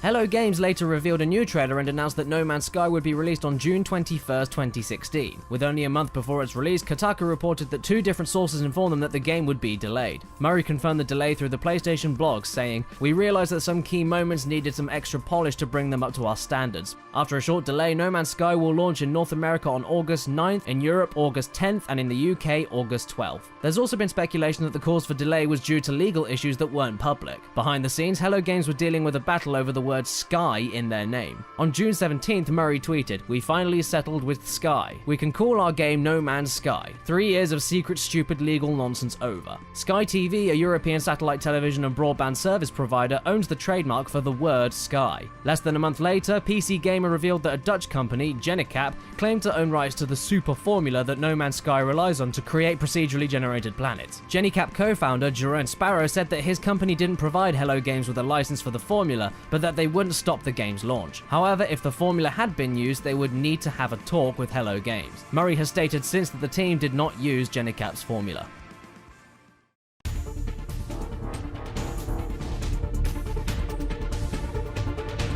Did you know? Overwatch was put together from the remains of a scrapped project called Titan. Titan was an ambitious MMORPG being developed from 2007 to 2013 by Blizzard Entertainment. The game was cancelled after Blizzard felt it become too large and had lost its direction. Overwatch was developed with many of the same ideas, but was made on a much smaller scale to avoid the same issues. Evidence of this can be found in the very first hero designed for Overwatch, Tracer. According to principal designer Scott Mercer, the idea behind Tracer goes back to Titan, where one of the game's characters had Tracer's abilities. Assistant art director Arnold Sang told GameSpot that the company used Torbjorn to develop Overwatch's art style. The character himself was inspired by ideas from Blizzard's other titles like Warcraft. Interestingly, Torbjorn's ultimate ability is called Molten Core, which is also the name of one of World of Warcraft's most famous raids. And if the player kills 4 enemies during a single use of Molten Core, they get an achievement called Raid Wipe. Before ideas for the character Pharah were solidified, Blizzard knew that they wanted a hero that used a jetpack and a rocket launcher. Eventually, these ideas grew into a character called Rocket Dude, who eventually became Rocket Queen, and finally, Pharah. The name and concept behind Soldier 76 also existed before Overwatch began development. The idea originated in a concept for a comic book by Blizzard designer Chris Metzen. This version of Soldier 76 was a super soldier who had lost his memory and was presumed dead after a botched assassination attempt. He then wandered the world trying to atone for his actions as the United States descended into a second civil war. Overwatch's Soldier 76 has a similar story. He was the leader of Overwatch and presumed dead after the destruction of their headquarters. He now wanders the world attempting to track down those responsible for Overwatch's downfall. The gameplay concepts for Soldier 76 were created early on and came from Blizzard's desire to reflect modern military shooters. His auto-aim ultimate ability was inspired by aimbot cheats, popular with hackers in early first-person shooters. Widowmaker's ultimate ability, which allows her team to see the other team through walls, was similarly inspired by wall hacking cheats. The heroes Genji and Hanzo were once the same character, a cyborg assassin simply named Hanzo. This character had the same face mask as Genji and carried both a bow and a sword. The concept was later split into the 2 different characters, with Hanzo retaining the bow and Genji taking the sword and the cyborg concept. Although Genji's international voice actor is Japanese and speaks the language, an entirely different Japanese voice actor was used in the Japanese version of Overwatch. In-universe, the South Korean hero Diva was a professional StarCraft 2 player, a nod to the popularity of StarCraft among Koreans. Several of her voice lines are references to popular jargon used by gamers online, and her default costume is covered with logos of companies similar to real-world professional gamers. Additionally, Lucio is a famous musician in the world of Overwatch. Blizzard even released 2 tracks from his debut album Synesthesia Lucia Auditiva in the real world before he was officially revealed as a playable character. At Gamescom 2015, Blizzard developers explained that Lucio was designed to represent the optimism in the world of Overwatch, and a direct response to Tracer's statement, "The world could always use more heroes." The designs of Roadhog and Junkrat, as well as the in-universe state of Australia as a barren wasteland, may be references to the post-apocalyptic franchise Mad Max. Zarya's nationality and physical characteristics appear to be inspired by a Blizzard graphic artist named Tamara Baklisheva. Similarly, the hero Jesse McCree is based on a Blizzard game designer by the same name. McCree is portrayed by voice actor Matthew Mercer, though this isn't the first job he's had with Blizzard. He's played multiple characters in Hearthstone, Heroes of the Storm, Diablo 3, and World of Warcraft, including a character named Kilrog Deadeye in the Warlords of Draenor expansion. McCree's ultimate ability in Overwatch, Deadeye, is a reference to this. Another famous character voiced by Mercer is Jotaro Kujo from the anime JoJo's Bizarre Adventure. Interestingly enough, McCree's Japanese voice actor also voiced Jotaro in the 1993 JoJo's Bizarre Adventure OVA and the prequel series JoJo's Bizarre Adventure Adventure.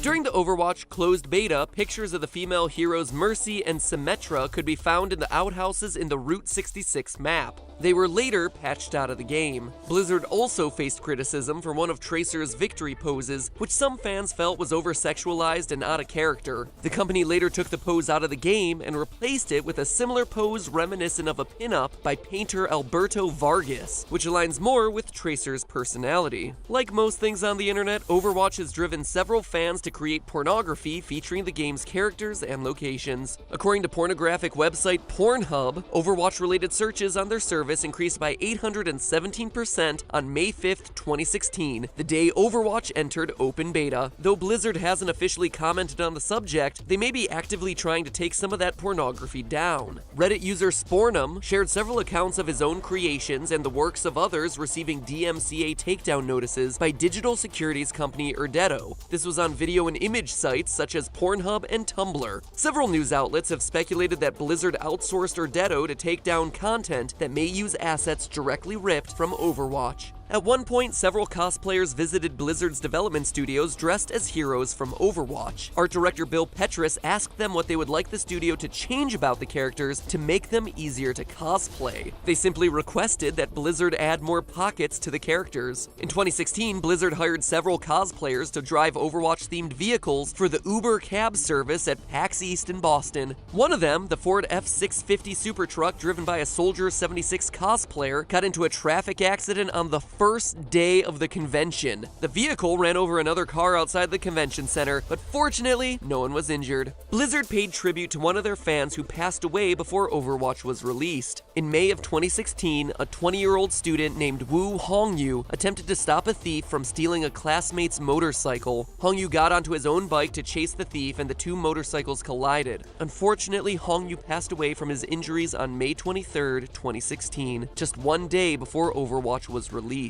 He was awarded the Courageous Citizen Award from the government of Guangzhou, China, and Blizzard added Hongyu's name to a spacesuit on the red side of the Lijiang Tower map. His suit stands beneath the phrase, "Heroes never die," a catchphrase used by the character Mercy. A Blizzard representative told Polygon, "We added that in remembrance of a brave member of our community."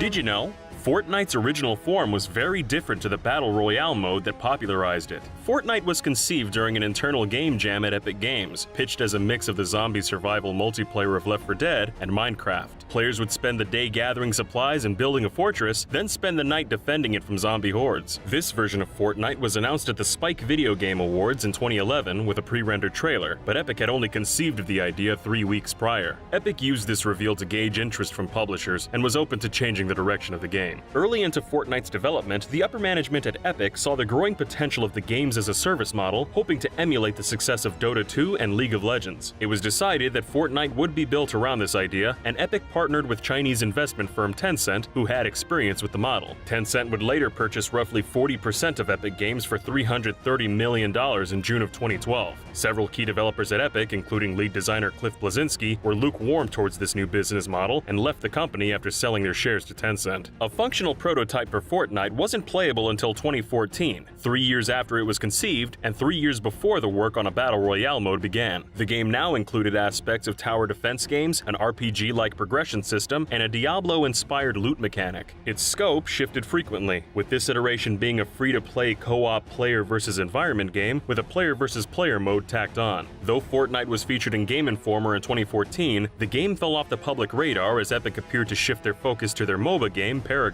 In reality, the developer was using Fortnite as a testing ground for the new Unreal Engine 4, which slowed development. On the long development cycle, Blazinski in-depthly explained, "It took a while to come out because making games is hard." Fortnite was eventually re-announced with a summer 2017 release date, but it was only launched in early access around this time as Epic felt the game still wasn't ready for a full release. Publishing the game this way was a challenge for Epic's marketing department. Though the period between an announcement and release of a AAA game is typically 12 to 18 months, Epic released Fortnite just 7 weeks after it was re-announced. Additionally, Epic decided not to showcase the game at E3, fearing that because Fortnite had already been announced long before, it might get lost in other news or announcements. Instead, they sent out a press release, put out several trailers, and partnered with content creators on YouTube and Twitch to market the game. In early 2017, publisher Bluehole launched an early version of their game PlayerUnknown's Battlegrounds, nicknamed PUBG. Several executives at Epic took note and thought they could make their own version of a Battle Royale game within Fortnite. The company brought on the team behind the Unreal Tournament series to fulfill their plans for this PvP mode. The team would playfully include a few Easter eggs referencing their past work on Unreal Tournament, such as posters depicting art and locations from the series. The Battle Royale mode was developed in a short amount of time, and Epic wanted to have it playable as soon as possible. To ensure a streamlined production, they went into development with a rule that banned members of the team from asking, "What if?" They knew they'd be able to add other ideas after the skeleton of the game was complete, and could save their additional ideas for later. 2 weeks before the mode was set to roll out, Epic decided their Battle Royale mode should stand alone and release for free separately from the pay-to-play story campaign. Epic's marketing team worked 14 days straight to compensate for the sudden decision. Though the Battle Royale mode was a last-minute afterthought, it's ironically become the most successful part of Fortnite and has overtaken PUBG in monthly revenue and Twitch viewership. The success of Fortnite Battle Royale has caused Epic to shift more of its resources to the game, which led to the closure of their MOBA Paragon. They have since created a second Fortnite development team specifically for Battle Royale.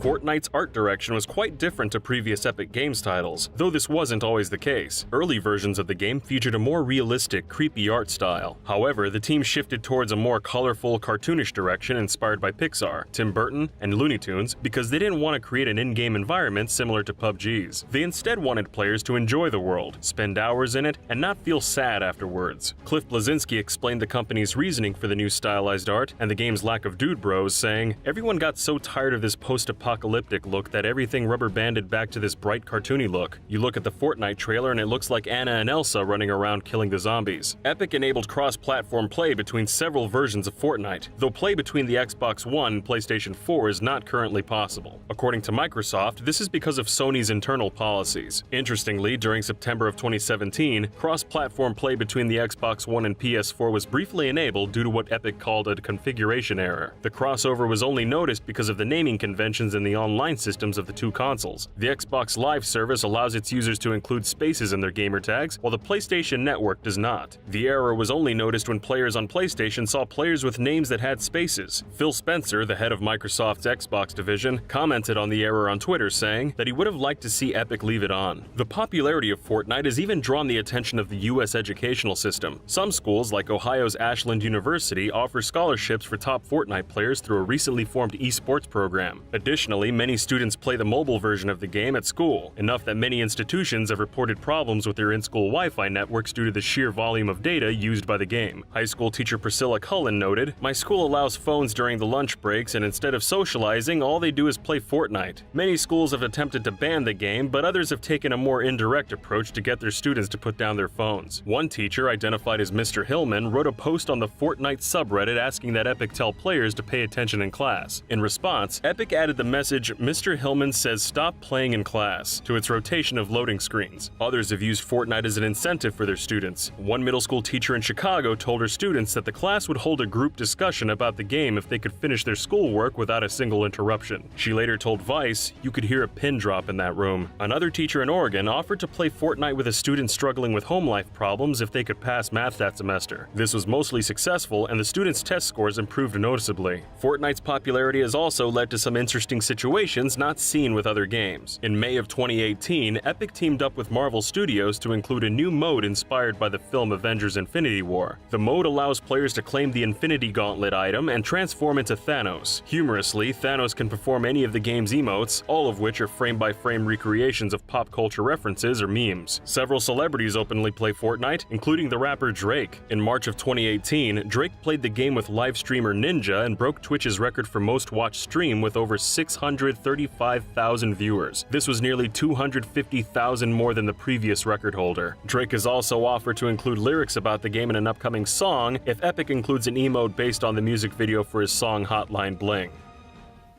Did you also know that Super Smash Bros. Actually didn't start out as a fighting game? Or that Pokemon in Chinese versions of Smash make very bizarre sounds? For a whole hour of Smash facts, click or tap the video on screen. How do you rate the new Pokemon game? I'm yet to play it. What do you think?